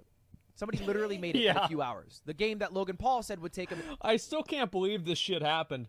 Somebody just turned around and made the entire game. Like, I feel like Logan Paul should just pay this guy for royalties and then just, you know, share it and then just take over the game. Until maybe the end of 2023 or perhaps 2024. Yeah, they made it without millions of dollars. Amazing. Now, it's not Web3 backed, to be fair, but it works. You know, that's you why get a it's couple so animals. good. I get an orca, I get a lion. You take the orca, you breed it, you find yourself maybe a lion. David Fincher's feature directorial debut was a baptism by fire, with studio interference hindering his involvement with the production every stop of the way. The production problems of Alien 3 were highly publicized, and the final film, released in May of 1992, was met with heavy criticism. Those willing to give it a closer look, however, recognized fairly quickly that the version of Alien 3, released into the world at the time, may not have been the fully intended story. Footage from trailers, production images, details from the novelization, and comic adaptation all suggested a significant amount was cut from the movie. While it's not exactly unusual to see bits of scenes that would end up removed from a film in a trailer, in this case it seemed like much more than what one could usually expect. Soon the concept of an Alien 3 director's cut, the true version of the film, became the thing of legend. In the dawning of the internet age, versions of an Alien 3 workprint began to circulate, confirming that there was much, much more to this movie than what initially met the eye. Could there be a better version of Alien 3 out there somewhere? Could there exist a possibility that a fully realized cut, much closer aligned with David Fincher's vision, is available in some form and just waiting to be revisited? In true Alien 3 fashion, the answer to that wasn't exactly as straightforward as we could have hoped. Enter the coinciding DVD age. It was a home video market explosion. Director's cuts certainly weren't unheard of by this time, but the format took every advantage to create incentive for audiences to revisit classic and contemporary films with new versions now available on DVD. The labels varied. There were director's cuts, extended cuts, unrated cuts, special editions, and in the case of Alien 3, assembly cuts. In December of 2003, Alien 3 fans were treated to a Christmas present in the form of the Alien Quadrilogy DVD set, which included alternate versions of all 4 films, and finally gave us all a chance to see what was missing from David Fincher's flawed entry. The booklet included with the set did come with a warning, though. There is no wondrous, lost director's cut of Alien 3. It doesn't exist. Indeed, for such a dream to be realized, Fincher would have to be allowed to remake the film from scratch with complete creative control. What does exist is something perhaps equally fascinating. For the first time, fans can now experience a fully restored and remastered presentation of the 1991 assembly cut of Alien 3. With a running time increased by 30 minutes, this special edition contains several never-before-seen sequences that offer fascinating insights into the film's difficult editing process. This cut also reveals a combination of vintage, previously unreleased optical effects shots and several newly completed digital effects necessary to integrate new footage into the body of the film. It was a fair enough warning to fans not to expect some kind of definitive cut retaining Fincher's vision, but it was enticing nevertheless. This assembly cut had a great presentation, though was admittedly a little rough around the edges, specifically due to some audio issues where only on-set audio, distorted very often by steam, wouldn't sound as good as the audio from the completed feature film. Fox Home Video Entertainment would outdo themselves a few years later for the Blu-ray release, having brought in the cast to re-record certain lines and seamlessly edit it together for the high-definition version released in 2011. Just goes to show how revered this assembly cut became since its release in 2003. People revisited the film, they reevaluated it, they saw something in it they never quite saw before. There are fans out there who absolutely swear by this assembly cut and feel the theatrical version may as well no longer exist. To many, the assembly cut is the closest thing we have to a definitive version of Alien 3. But is it really better than the original version we got in 1992? And if so, why? That's something I wanted to explore with today's video, and I wanted to compare these two cuts of the film to see where their strengths and weaknesses lie. Previously on the channel, I have done comparisons between different cuts, taking a look at the director's cut of Alien and the special edition of Aliens, which were much more straightforward tasks. For the most part, you could point out a handful of removed scenes from each movie and get an idea of how they worked with or without them. They were never meant to serve as change-by-change comparisons, but more as an evaluation of the overall experience. In Alien 3's case, the assembly cut has significantly more footage added, and it's all intricately woven in and out throughout the entire runtime. There are very big moments cut from the movie, entire subplots, but then there's maybe an additional line here or there, a different shot here or there. It's truly a different beast. So I think the best way to approach this comparison is to take a look at it change by change. Maybe I won't bring up every single minute difference, but I do want to take a look at each of the differences as they appear in the film and offer my own thoughts on how they contribute to the experience. This is as much a comparison as it is an attempt to understand why certain cuts may have been made in the first place. Needless to say, this could end up being a long ride, so sit back, relax, and join me as I take a look at the assembly cut of Alien 3. The first few minutes of each version remain the same. The opening credits are presented between glimpses of things going terribly wrong on the Sulaco. The reveal of the alien egg, the facehugger, the acidic blood which causes a fire on board, and the ultimate ejection of the cryopods into the EEV. Once the escape vehicle makes its crash landing into the waters of Furina Fury 161, we begin to see footage that was not present in the theatrical cut. There are quite a few establishing shots of the planet, depicting the harsh and isolated world outside of the prison facility. This is also when we're introduced to the Clemens character, who discovers Ripley washed up on the beach, covered in mud and lice. Clemens carries Ripley and runs into the facility, calling for help to search for others as confused prisoners stand by, and he checks her vital signs. It's actually quite a bit of establishing moments that ultimately got left on the cutting room floor. Many fans were initially suspicious already of the amounts of cuts made to the film by this point, as this and even additional footage was featured prominently in the second trailer for the film to be released. Here, in a world where the sun burns cold and the wind blows colder, a visitor has come, but not by herself.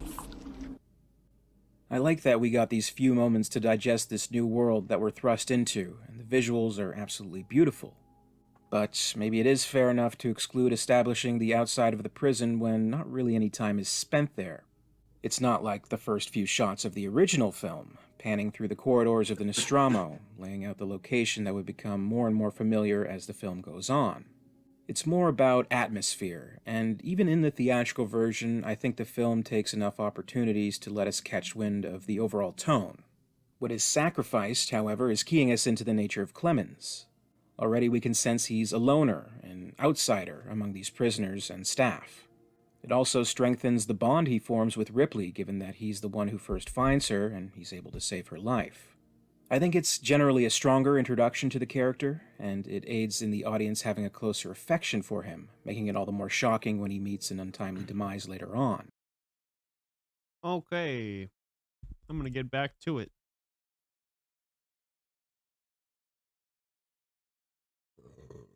Excuse me.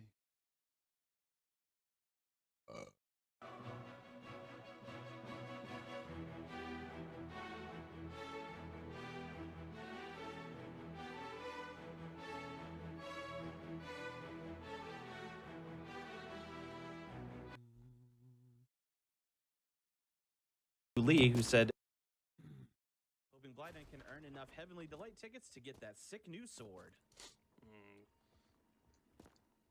Yeah, so like I said, every point of damage here is going to matter. We're basically chasing him down till 3 different quick kill locations that we're going to be trying to hit here.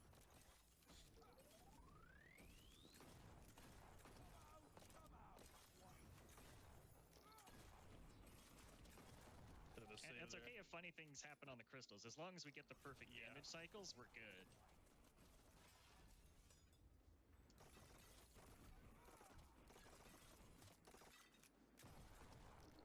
Do a funny little boost there, get in front of him, and then kind of trigger his movement so he pushes us along a little Alrighty. bit faster. Keep things moving along here.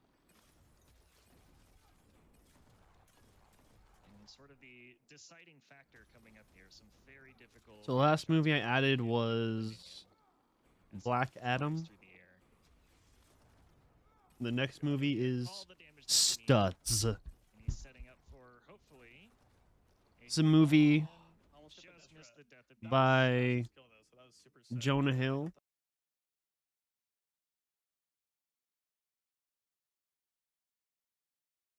Yeah, directed by Jonah Hill. It's about his own real-world therapist. It's a documentary. And it's about his own actual therapist. Basically, Jonah Hill has a very strong special connection with his therapist. And they've been together. I guess Jonah has been Stutz's client for, I think, 5 years at the time that this was filmed. So they're very close. And yeah, it's just it's a very fascinating piece of art. I don't know, piece of therapy really. It's more of like a therapy session than it is like an artistic outing or something like that.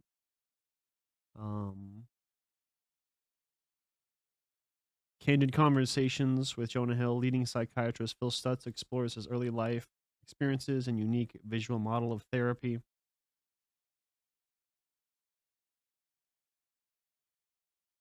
It starts off with Jonah Hill really wanting to...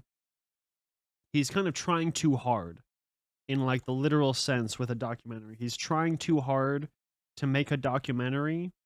And so the first like 20, 30 minutes, I was kind of like worried, like, is this going to be like manipulative or like tone deaf or like come off as like really just, you know, just not a great idea overall, I guess. But really ended up being one of the most emotionally moving movies of the year.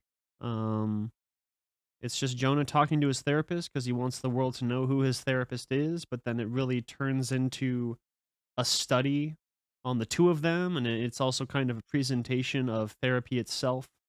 And Jonah Hill does specifically say he wanted to make a movie about this guy, about Stutz, because he wanted the world to be able to have the tools that Stutz presents, because he thinks it could help a lot of people, and I think probably would. So,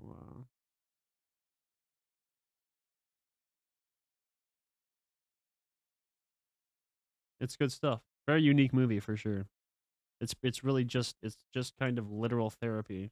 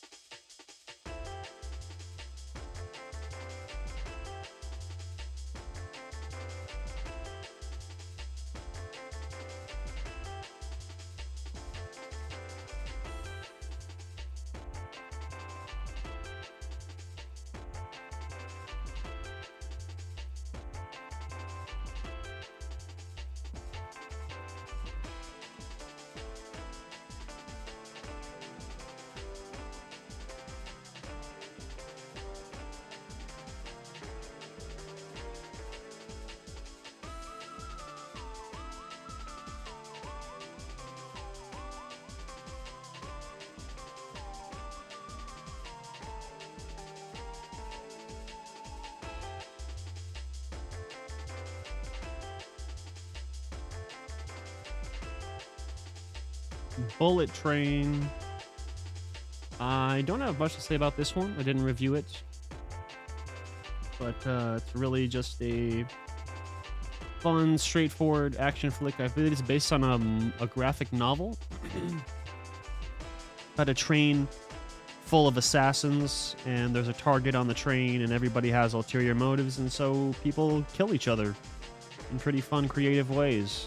Brad Pitt's pretty charming as the main assassin character, who's like trying to consider himself a good, kind-hearted, sweet person, but you know, he stumbles through life by having the profession that he does.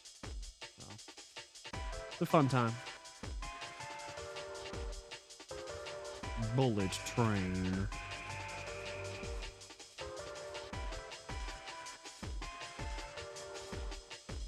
Three stars for Bullet Train. Put it somewhere around here.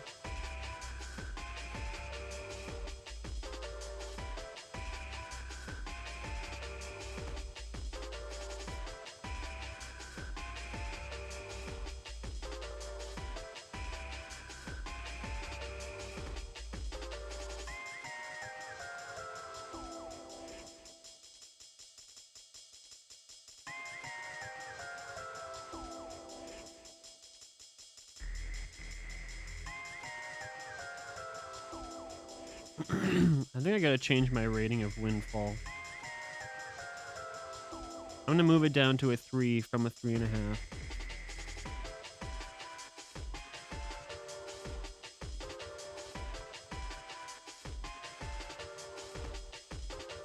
Let's see, what was next? Oh shit, I closed my list. 1 second here.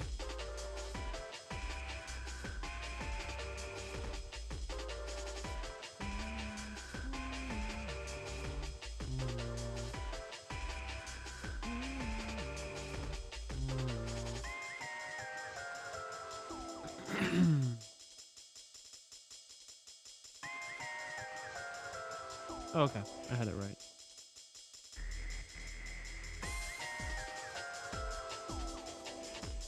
Next up, the Guardians of the Galaxy Holiday Special.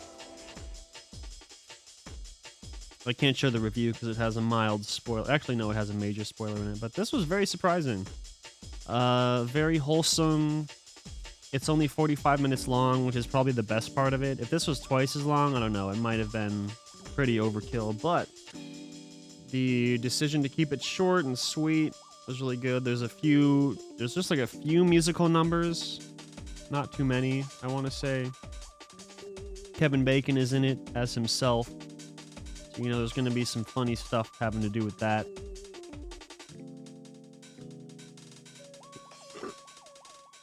Yeah, I think it's kind of like a fun for the whole family ride.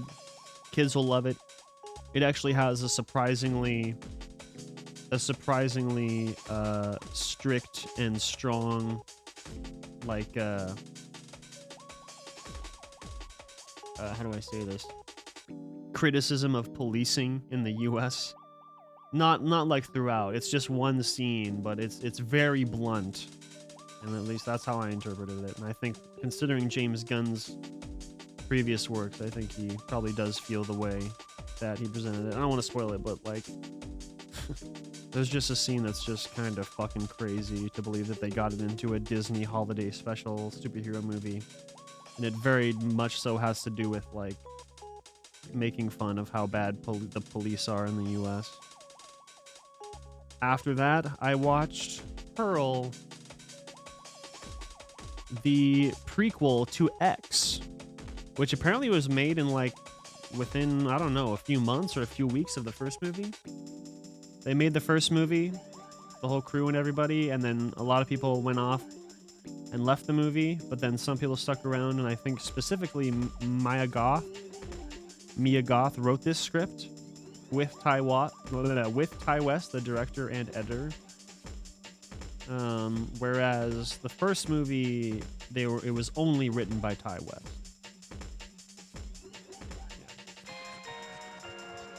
But Mia Goth helped him write this prequel. It was good. I'd say overall for me, it seems like most people are preferring Pearl over X, which I definitely don't feel that way. I think they're both great, but X is easily the stronger movie for me. I think it's probably just a personal choice. Found the kind of the wackiness of Pearl and the more throwback to the Technicolor era of movies to be not as compelling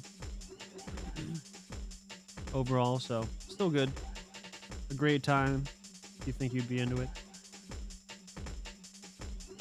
Oh, add it to the list.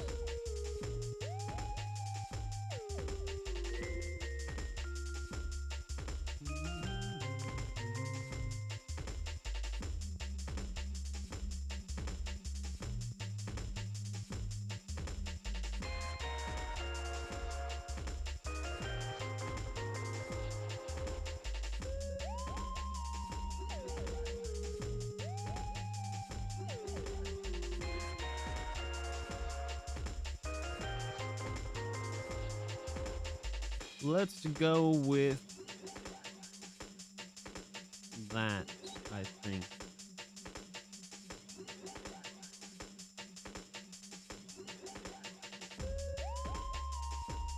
Yeah, it feels pretty okay. Deep Water is a terrible movie. Or I don't know about terrible.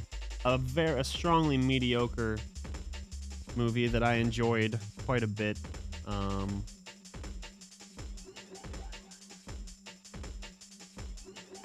Oh yeah, I have a spoiler in that review as well, so don't look at that. It's pretty funny. As I understand it, this is a retelling of a novel, I think. Like maybe a novel that's been around for quite a while that was decently popular.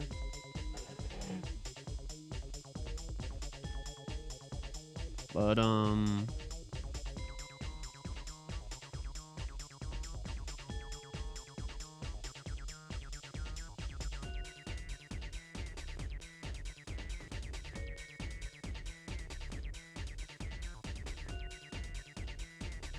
basic premise is that there's a couple that are in a marriage, Ben Affleck and Ana de Armas. And Ana de Armas is dissatisfied with their marriage, but she doesn't want to go through the messiness of divorce. So Ana de Armas is allowed to take any number of lovers as long as she does not desert her family.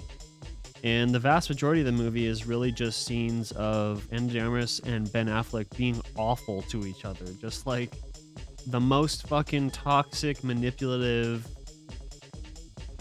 like conventional marriage, bad marriage, cringe stereotypes about a movie you could imagine. But I don't know. I found it pretty fucking entertaining, to be honest. I can't say I disagree with these averages. It's not a good movie by any means, but it's a good hate watch. If you're in the mood for something that's just gonna piss you off to no end, then I guess I recommend Deep Water. Piss you off, that is, because the characters are so hateable and so unlikable and so consistently miserable to each other that it's like, Jesus Christ, they just fucking hate each other.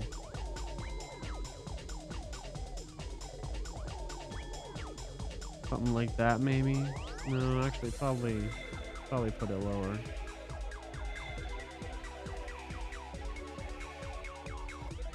Oh, here's a great one. Hellraiser. Yeah, this one was a fucking banger, baby. Pretty good performances all around, nothing amazing, but I mean, the main draw is definitely the horror sequences, and there are quite a few of them. They're very effective, they're very fun. Basically, you know, there's like this creepy artifact puzzle box that if you interact with it, it'll hurt you. And if it manages to hurt you, that means you've been chosen as a sacrifice for the Cenobites, a group of sadistic supernatural beings from another dimension. And fucked up shit happens. That's pretty much it. It's very straightforward, incredibly straightforward. You don't really need to know anything about the franchise. I've only seen the first Hellraiser, and that's it. Apparently there's like 10 of these movies. I had no idea. I figured there was like 4 at most, but no, there's like 10 or more, I want to say. I've only seen the very first one and now this one, and I feel like this was very easy to follow.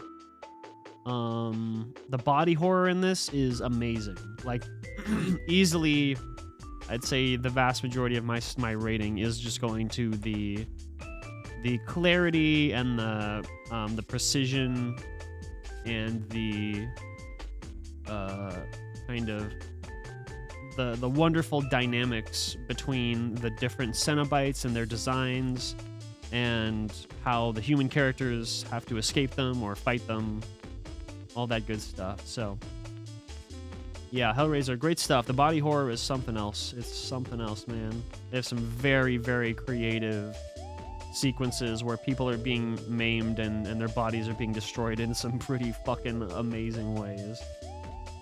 So check it out. Hellraiser, hell yeah.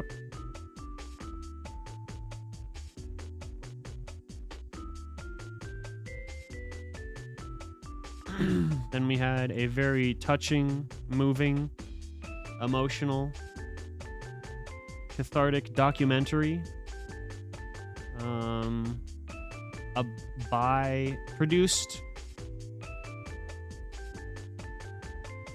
Produced by Robert Downey Jr. about his own father, Robert Downey, who I really knew absolutely nothing about, but he was a counterculture comedy filmmaker in the 60s and 70s. And Robert Downey Jr. really tries to just kind of capture a portrait of his father through his own eyes. It's very interesting because throughout the movie, like, Robert Downey Sr. says, I'm going to edit my own version of this movie that you're making right now, this documentary about me. So Robert Downey has his own editing team, and they're making the version of the movie that we see, ultimately. But also there are some snippets throughout of Robert Downey Sr.'s edit of the documentary about his own life. So, yeah, it's very beautiful, very thoughtful, it's very free, and you can tell that as they were making it, they weren't really quite sure how they wanted it to go or what they wanted to do with it, and like Robert Downey Sr. in particular is like constantly commenting throughout the movie. He's like, what if you did this with this movie? What if you did this with this movie that's about me? So it's interesting. They're constantly like talking about what's going to happen in the edit of the movie that they're making currently. So yeah, good stuff. Very, very, very heartfelt, very emotional. But I mean, mainly it's just a love letter from a son to a father, and he wanted to put his dad on film one last time before he tragically passed away, which I believe happened in 2021. Robert Downey Sr. passed away.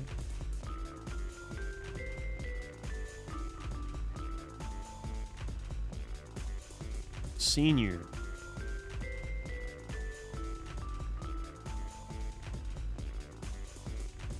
I think actually I might put that right about there.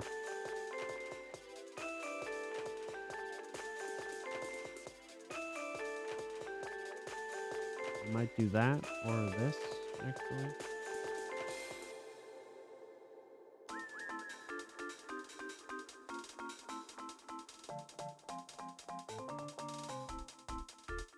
Next up,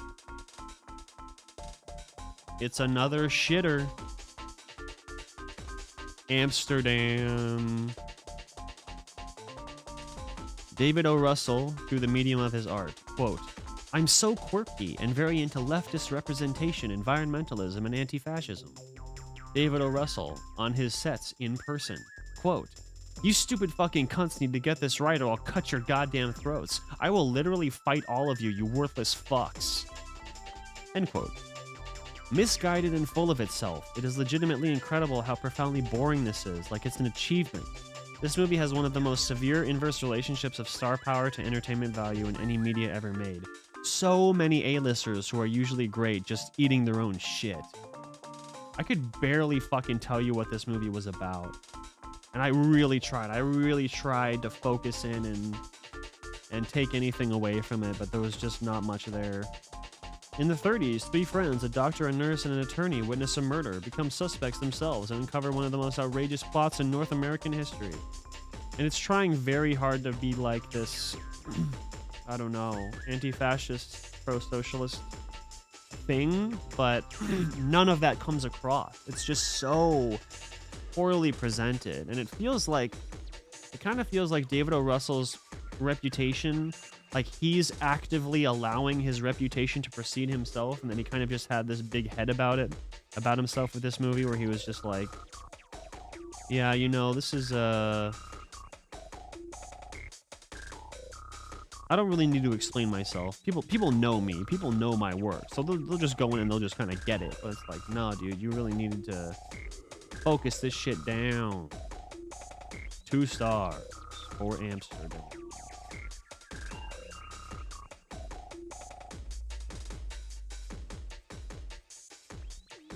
All right, looks like there's only about 8 or 9 movies left.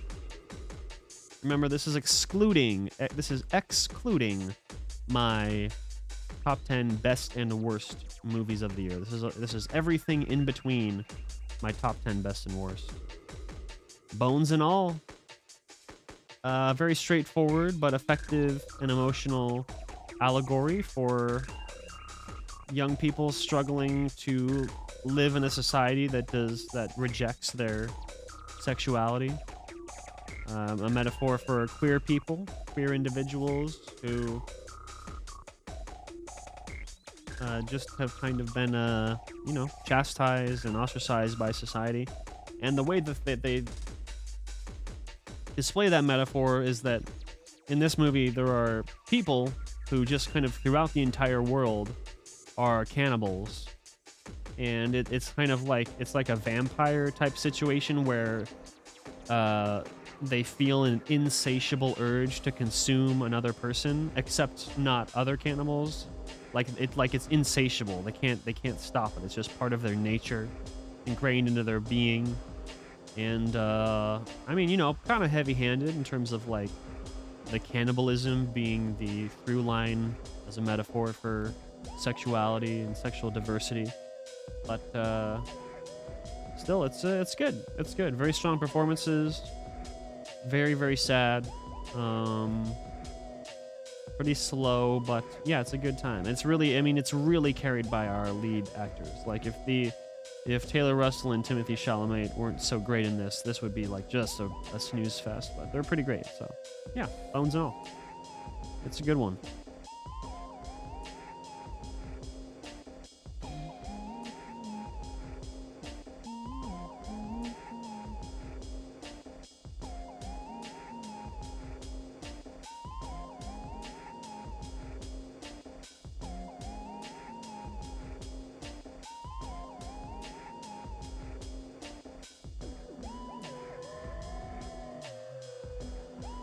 Oh, baby, it's another shitter. And this is one of the more offensive shitters of the year. It is Will Smith's Keep My Wife's Name Out Your Fucking Mouth, Emancipation.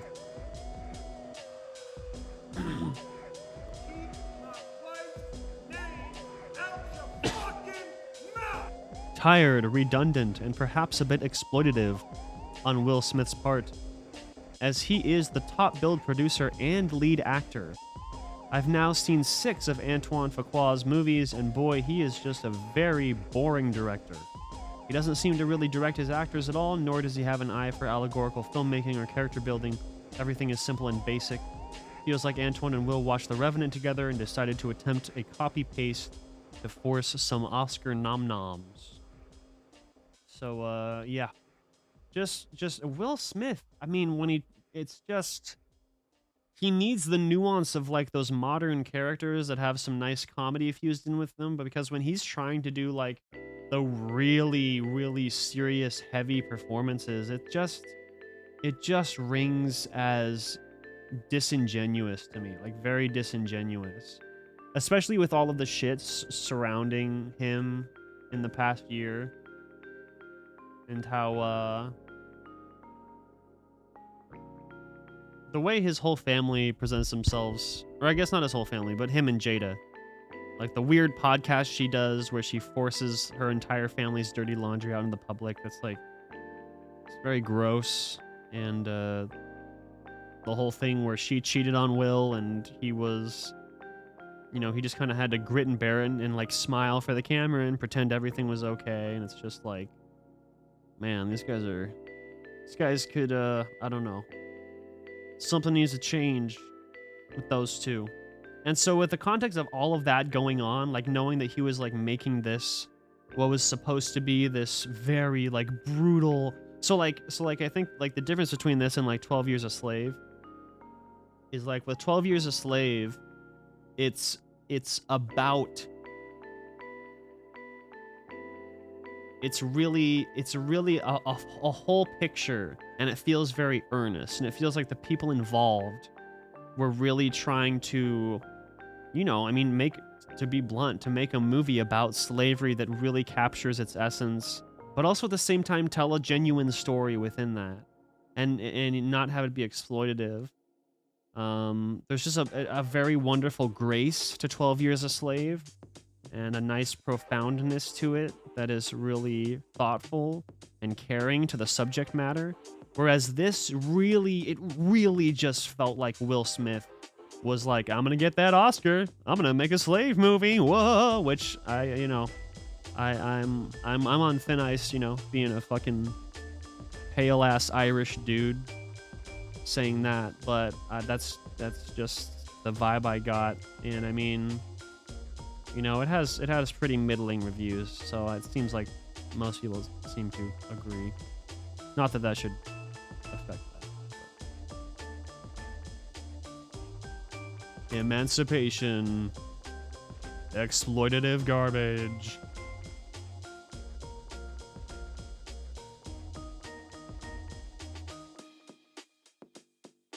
Okay, now actually, oh shit, every movie remaining is actually like, not all of them, but they're mainly pretty good to great movies. Next up, it was the Christmas hit on Netflix that everybody's family watched at home in December. Glass Onion, a Knives Out mystery. I haven't done a review for this one. I've talked quite a bit about this on the stream though, but when I first, like the moment the movie ended, I was like, ooh, that's a 4-star movie, and I'm gonna give it a heart. I'm gonna give it 4 stars and a heart. But the more time went on and the more I kind of listened to more critical reviews of it, I tended to agree. The critical reviews, especially in the fact that the attempt at criticism of like the billionaire class is just really, it's like hitting you over the head with a fucking mallet. Like that's how forced it is. That's how I don't know how to say this. Treating the audience like a baby, treating the audience like a neoliberal boomer baby, not a baby boomer, a boomer baby. Like just incredibly far up its own ass, very pretentious. And like I agree in general with what the movie is saying, but the way it says it about like the billionaire class, it's very toothless. It doesn't have any teeth. It doesn't have any bite. It's very surface level. And it's like the easiest targets, the easiest kind of arguments that one could make. However, I still give it 3.5 because I think most of it looks pretty fucking stunning. Like, I really love the way this movie looks. I think one of my favorite kind of sequences from just visually from any movie this year is very, very simple one. Is really just when like all the characters are arriving on the dock and they're all kind of walking up to the house. I just found that very stunning to look at. So the costumes are great, the actors are great, the performances are great, the dialogue is mostly great, except when it's trying to be too political and it's hitting you over the head. But also another problem it has is that it kind of has, it's kind of lacking fairness in terms of being an actual whodunit crime movie, where the whole idea is the audience is supposed to be able to follow along. I feel like I just think they did a pretty bad job.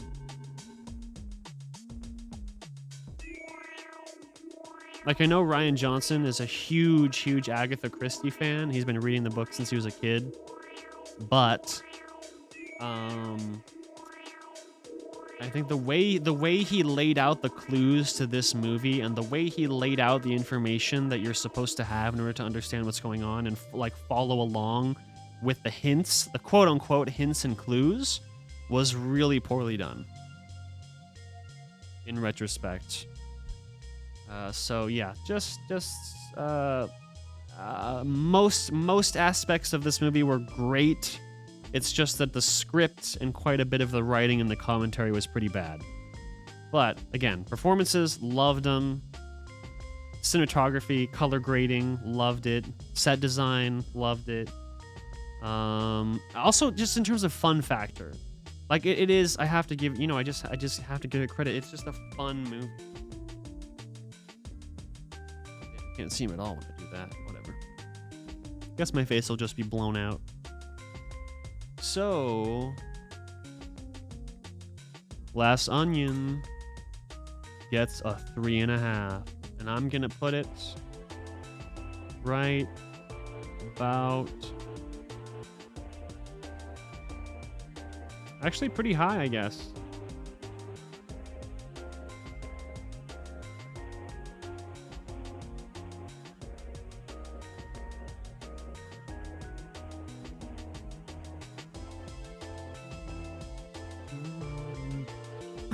Next movie I watched, there are 6 movies left total.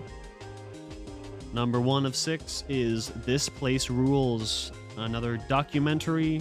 This one was by Andrew Callahan, famously of the YouTube channel Channel 5 News, where he goes around the country and he's been interviewing a lot of people who are, in his YouTube channel, he attends kind of fringe and niche culture events. So like, I don't know, Juggalo gatherings, like NASCAR competitions. What else? He's went to like anti-vax rallies. He went to like the convoy in Canada. I still need to watch that video. I still need to watch the convoy video when he went to Canada. So it's really great. But the entire thesis is all based around what Andrew describes as the Louis Theroux method, which is like where you are, no matter who you're interviewing, you always present yourself like you're on their side, not like super overtly passionately on their side, but just like on their side in a very mild, agreeable manner.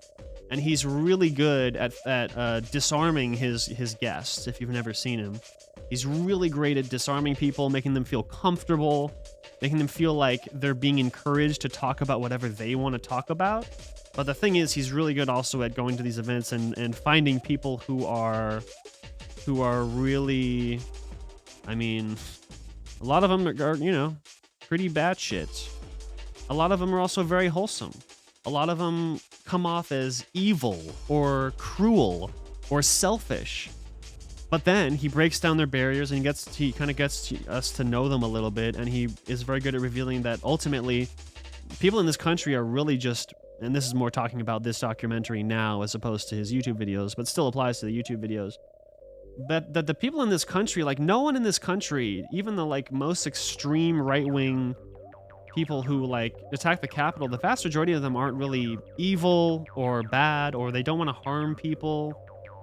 A lot of them, some of them are very arrogant and manipulative, and they are abusing the flaws in our capitalist society to manipulate people for money. So like, example, a lot of people who like the Proud Boy, he interviews like one of the guys who's like the heads of the Proud Boy movement, but then by the end of the movie, that guy who started off as like this very far right, like macho masculine dude, by the end of the movie, after the January 6th attack happens, he's really he's really just kind of selling merch, and that's really all he does. And he admits he tries to sell, like he sells merch to both people on the left and the right, and so it's just kind of feeding the flames of political hatred and dissidence and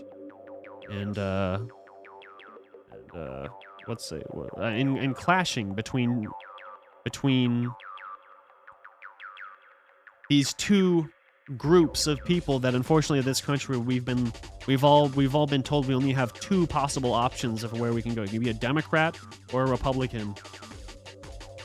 More accurately, a neoliberal or a Republican. And that's just not true. And I think Andrew does a beautiful, beautiful job of exposing just, well, he exposes how ultimately people want to be good. People want to be seen as a hero. People want to be seen as someone who helps others. The vast majority of people do.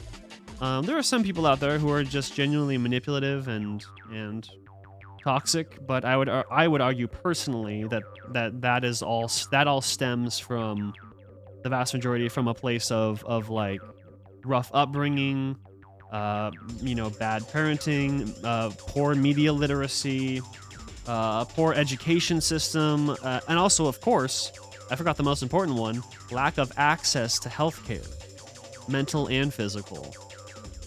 But yeah, it's really great. I think this is a very, very important movie. I think people should watch this in general, especially for maybe like people outside the U.S. who have a very specific idea of what the U.S. is like and have never been there. Like, I think this would also probably be a very informative movie. But yeah, he goes across this specific documentary it's a lead up to the events of the January 6th Capitol attack. Riot that happened, and it's like the 2 or 3 years leading up to that event, I want to say.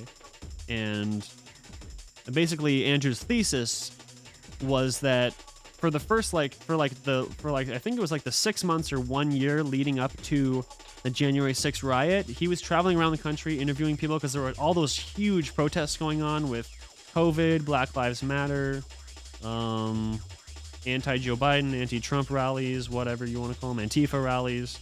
There were all these different huge protests happening all over the country, and he was going around to all of them, and interviewing as many people as he could. And as he puts it in this documentary, like 6 to 12 months before January 6th happens, he was like, something is going to happen. Like, something physically is going to happen. It's going to be really bad, but there's going to be like a breaking point. And ultimately he kind of foresaw that, like, not necessarily the Capitol would be attacked, but he did know that something was going to happen, and that something ended up being January 6th. So this is a documentary of basically on-the-ground footage of what was going on politically and socially and economically between us Americans leading up to January 6th, and the things that caused January 6th to happen. Mainly, mainstream media being manipulative for-profit cucks who don't actually give a shit about any of us. That's the main problem. I don't know, maybe I should consider throwing that in my top 10. This place rules. Gotta put it near the top, baby. For sure. Always somewhere about there. In terms of my personal ranking and enjoyment.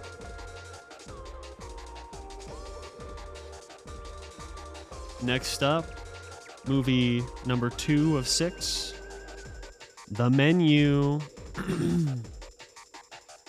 A lot of fun when you just take it for what it is, a painfully blunt, mostly thoughtless, pretentious thriller with the bleakest of comedic sensibilities. Performances are great, cinematography is lovely, but goddamn, the tone and pacing here are fully misfiring on all fronts. This is the film that will be remembered by casual moviegoers as the toppest tier, oh my god, that was so crazy, what was it even about movie of 2022. It looks pretty and everybody loves Anya, so you just know the normies are gonna eat it up. I couldn't wrap my brain around how the fuck I was supposed to interpret any of this until I discovered the writers have no previous credits, and the top billed producers are Will Ferrell and Adam McKay. Mystery solved, found the actual writers. I can easily picture Will and Adam standing on set during filming, overzealously laughing their asses off at every single beat, utterly devoid of all necessary self-awareness. The text descriptors that appear over each new course feel like McKay selfishly hijacked the editing bay, as they only become more forced and obnoxious as the dishes progress. Just because you managed to recruit a bunch of strong performers and wished really hard that your script will present grand metaphors and cathartic character moments doesn't mean it actually will. So, a lot of fun if you take it for what it is, but very, very, very dumb, and a lot more dumb than it thinks it is. Still, 2.5. It's fun. It's silly. It's ridiculous. It's basic. It's very pretty. Performance is great too.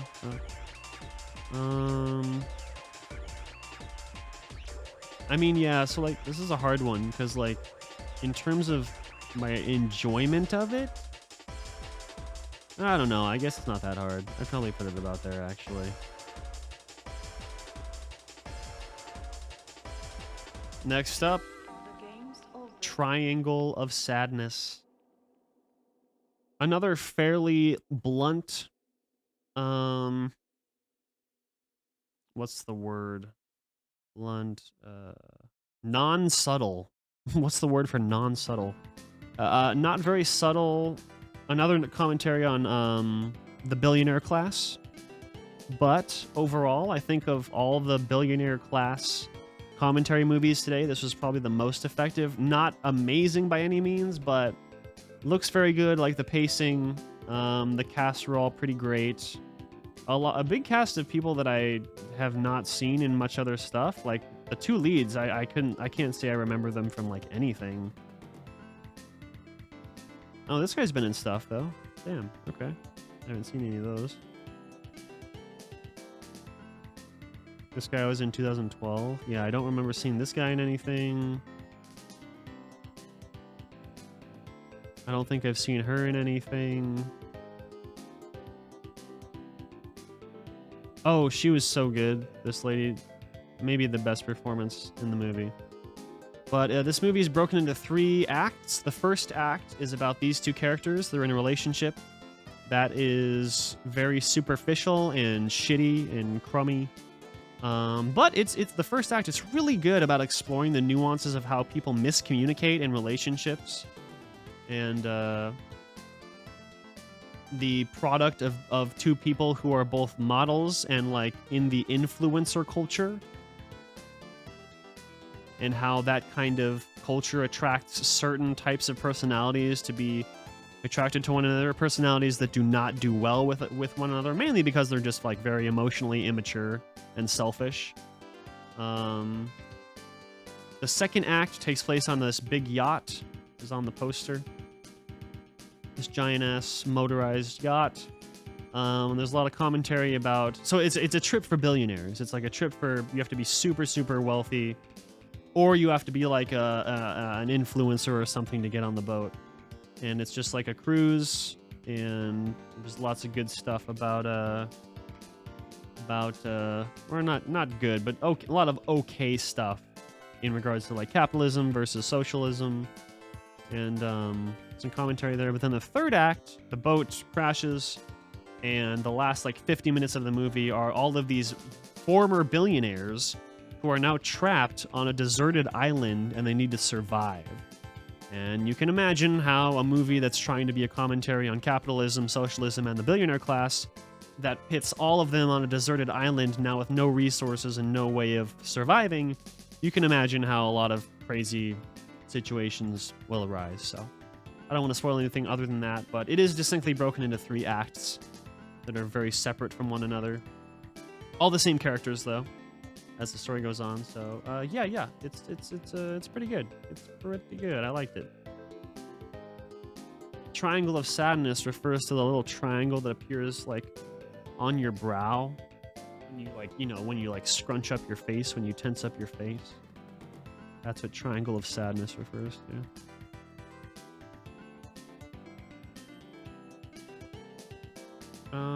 I think I'm gonna, you know what? I actually like this quite a bit. I think I might throw this one somewhere around here. Okay, 3 movies left. Next one, ooh, it's one of the best movies of the year, baby. Guillermo del Toro's Pinocchio. Wonderful, wonderful film. Stunning animation. Fantastic character designs. Lovable voice acting on all regards. There's also a pretty staunch like bleakness and darkness to this. Like, in the first 5 minutes of the movie, fucking Geppetto's son gets killed in a bombing raid because he lives in Nazi-controlled Italy in World War II. And the Allies do some bombing runs on Italy, and one of the Allies' bombs fucking kills his son. And then he like gets incredibly drunk for like months and loses a bunch of weight, and he buries the remains of his son, and then he just like lies down next to the grave and like cries for like months, and it's awful. It's so profoundly sad. And just tremendously emotional, and then of course he makes Pinocchio as a new boy, and it's definitely the darkest take on Pinocchio of all the Pinocchio movies ever made, including the original. This is definitely the darkest. I mean, I'm not even. This is just a little taste of what's in the story to get you guys motivated to go see it. Pinocchio actually becomes a Nazi. That's not a joke. Like, you know, it's Pinocchio, so obviously he doesn't stay a Nazi, but he fucking becomes a Nazi for part of the movie. Like, it's fucked up. And he has to like go. He gets fucking sent to war. It's fucking crazy.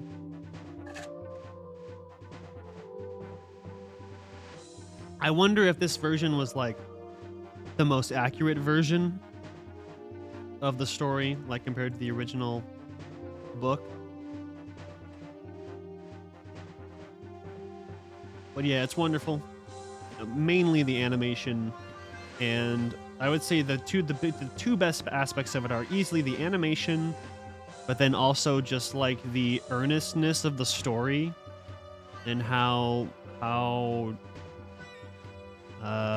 dark, how much it's willing to embrace like darkness and despair, and that, you know, ultimately love conquers all, that type of thing, and that people should be kind to one another, all that good stuff. So yeah, still not one of my favorite movies of the year. Just that's purely a personal thing, mainly honestly because it was just too fucking sad.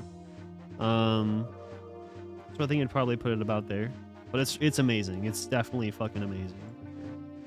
Next movie I watched, White Noise, Noah Baumbach. It is the least surprising editing choice in the world that Noah Baumbach would end his film with a song by LCD Sound System. I wanted to hate the end credits dance number, but I can't lie, it was pretty cool. Certainly helps that the song backing it is an absolute banger. The first half was great, a very promising premise, with fun writing and some super inspired Spielberg-style tone and disaster sequences.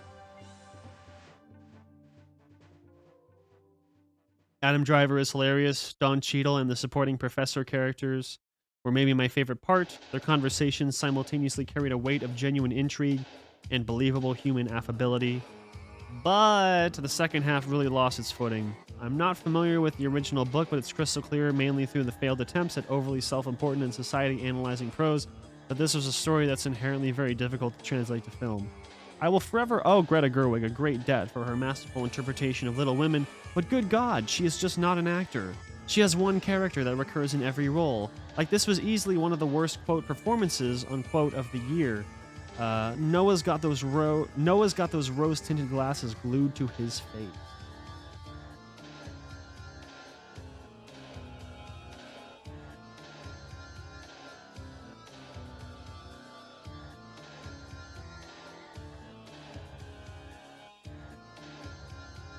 Okay.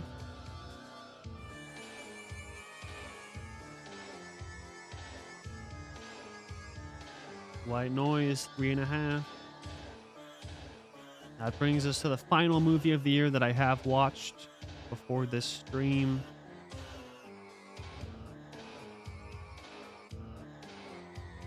Yeah, somewhere in there, I guess.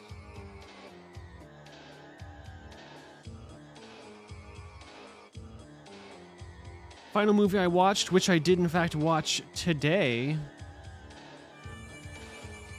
was Decision to Leave, the newest film from director Park Chan-wook, famously known for Old Boy and The Handmaiden. I've also seen his movies Thirst, Mr. Vengeance, and Miss Vengeance. Oh, wait, I've seen this too. I'm a cyborg, but that's okay. Yeah, I've seen that as well. Okay, so shit, I've seen 6 of his movies now. Nice. I guess I didn't realize I'd actually watched. This looks fucking horrifying. What the fuck?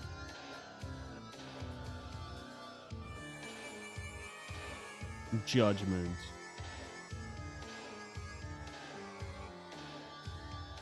But, yeah, Decision to Leave, it's pretty great. Pretty great.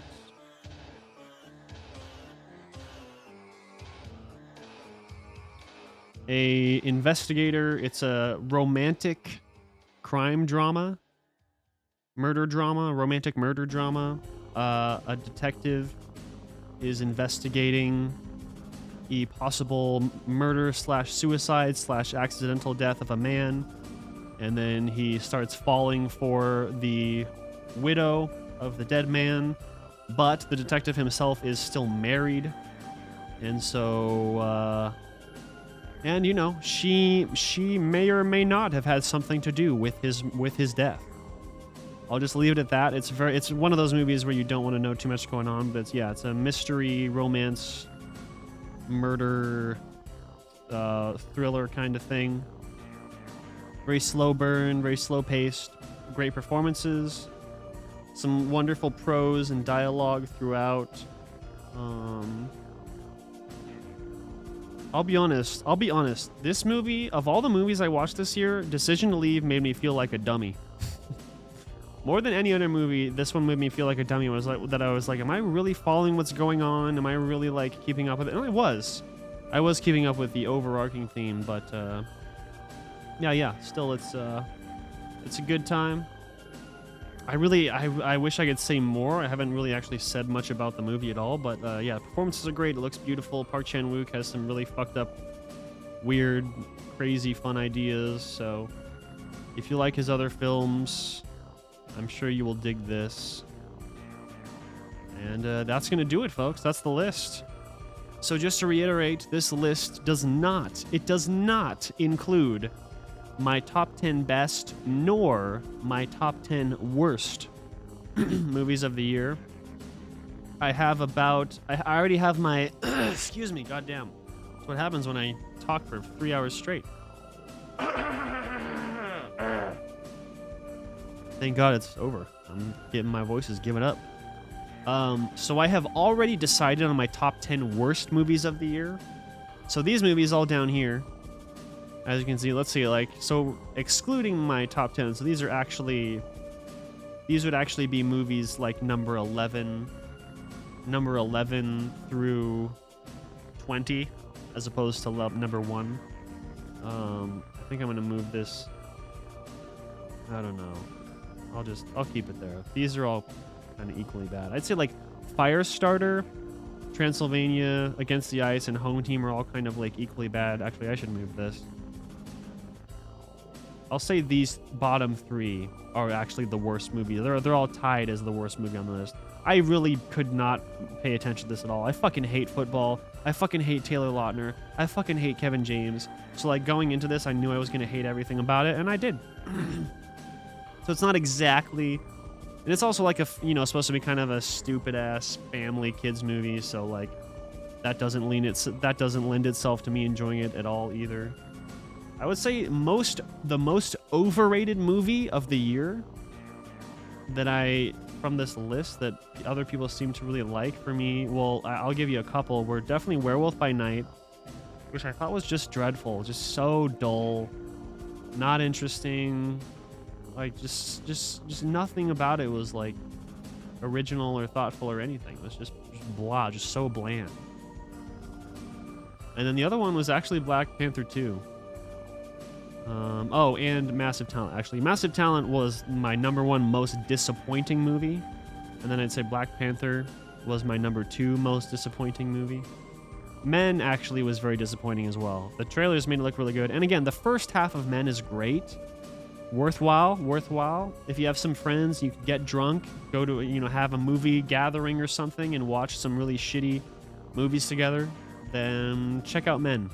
It's a great shitty party movie. The ending is one of the all-time most batshit endings I've ever seen in any year. That's not an exaggeration. So, yeah. But I mean, let's see. I would say, in terms of movies that are on the list that I did consider for top 10 that did not make it or I should say movies that were in my top 10 at one point that now they aren't, would be obviously the top ones: All Quiet, X, Prey, Everything Everywhere, Apollo, Jackass Forever, and actually Glass Onion. But so when I first saw Glass Onion, it was more kind of up here, but it has fallen a considerable amount since then. So yeah. Anyway, thank you all for hanging out. Thanks to everybody who showed up and chatted today. A good number of people showed up throughout the stream. Who came and went. A lot of people coming and going throughout, so I really appreciate it, guys. Thanks for hanging out. Thanks to anybody who watches the VODs. And don't forget, in 5 days from now, January 16th, Monday at about 2 p.m. Pacific time, will be the stream of the top 10 best and worst movies of the year. It'll be a fun one. Hope to see you guys there, and have a great rest of your night. Signing out.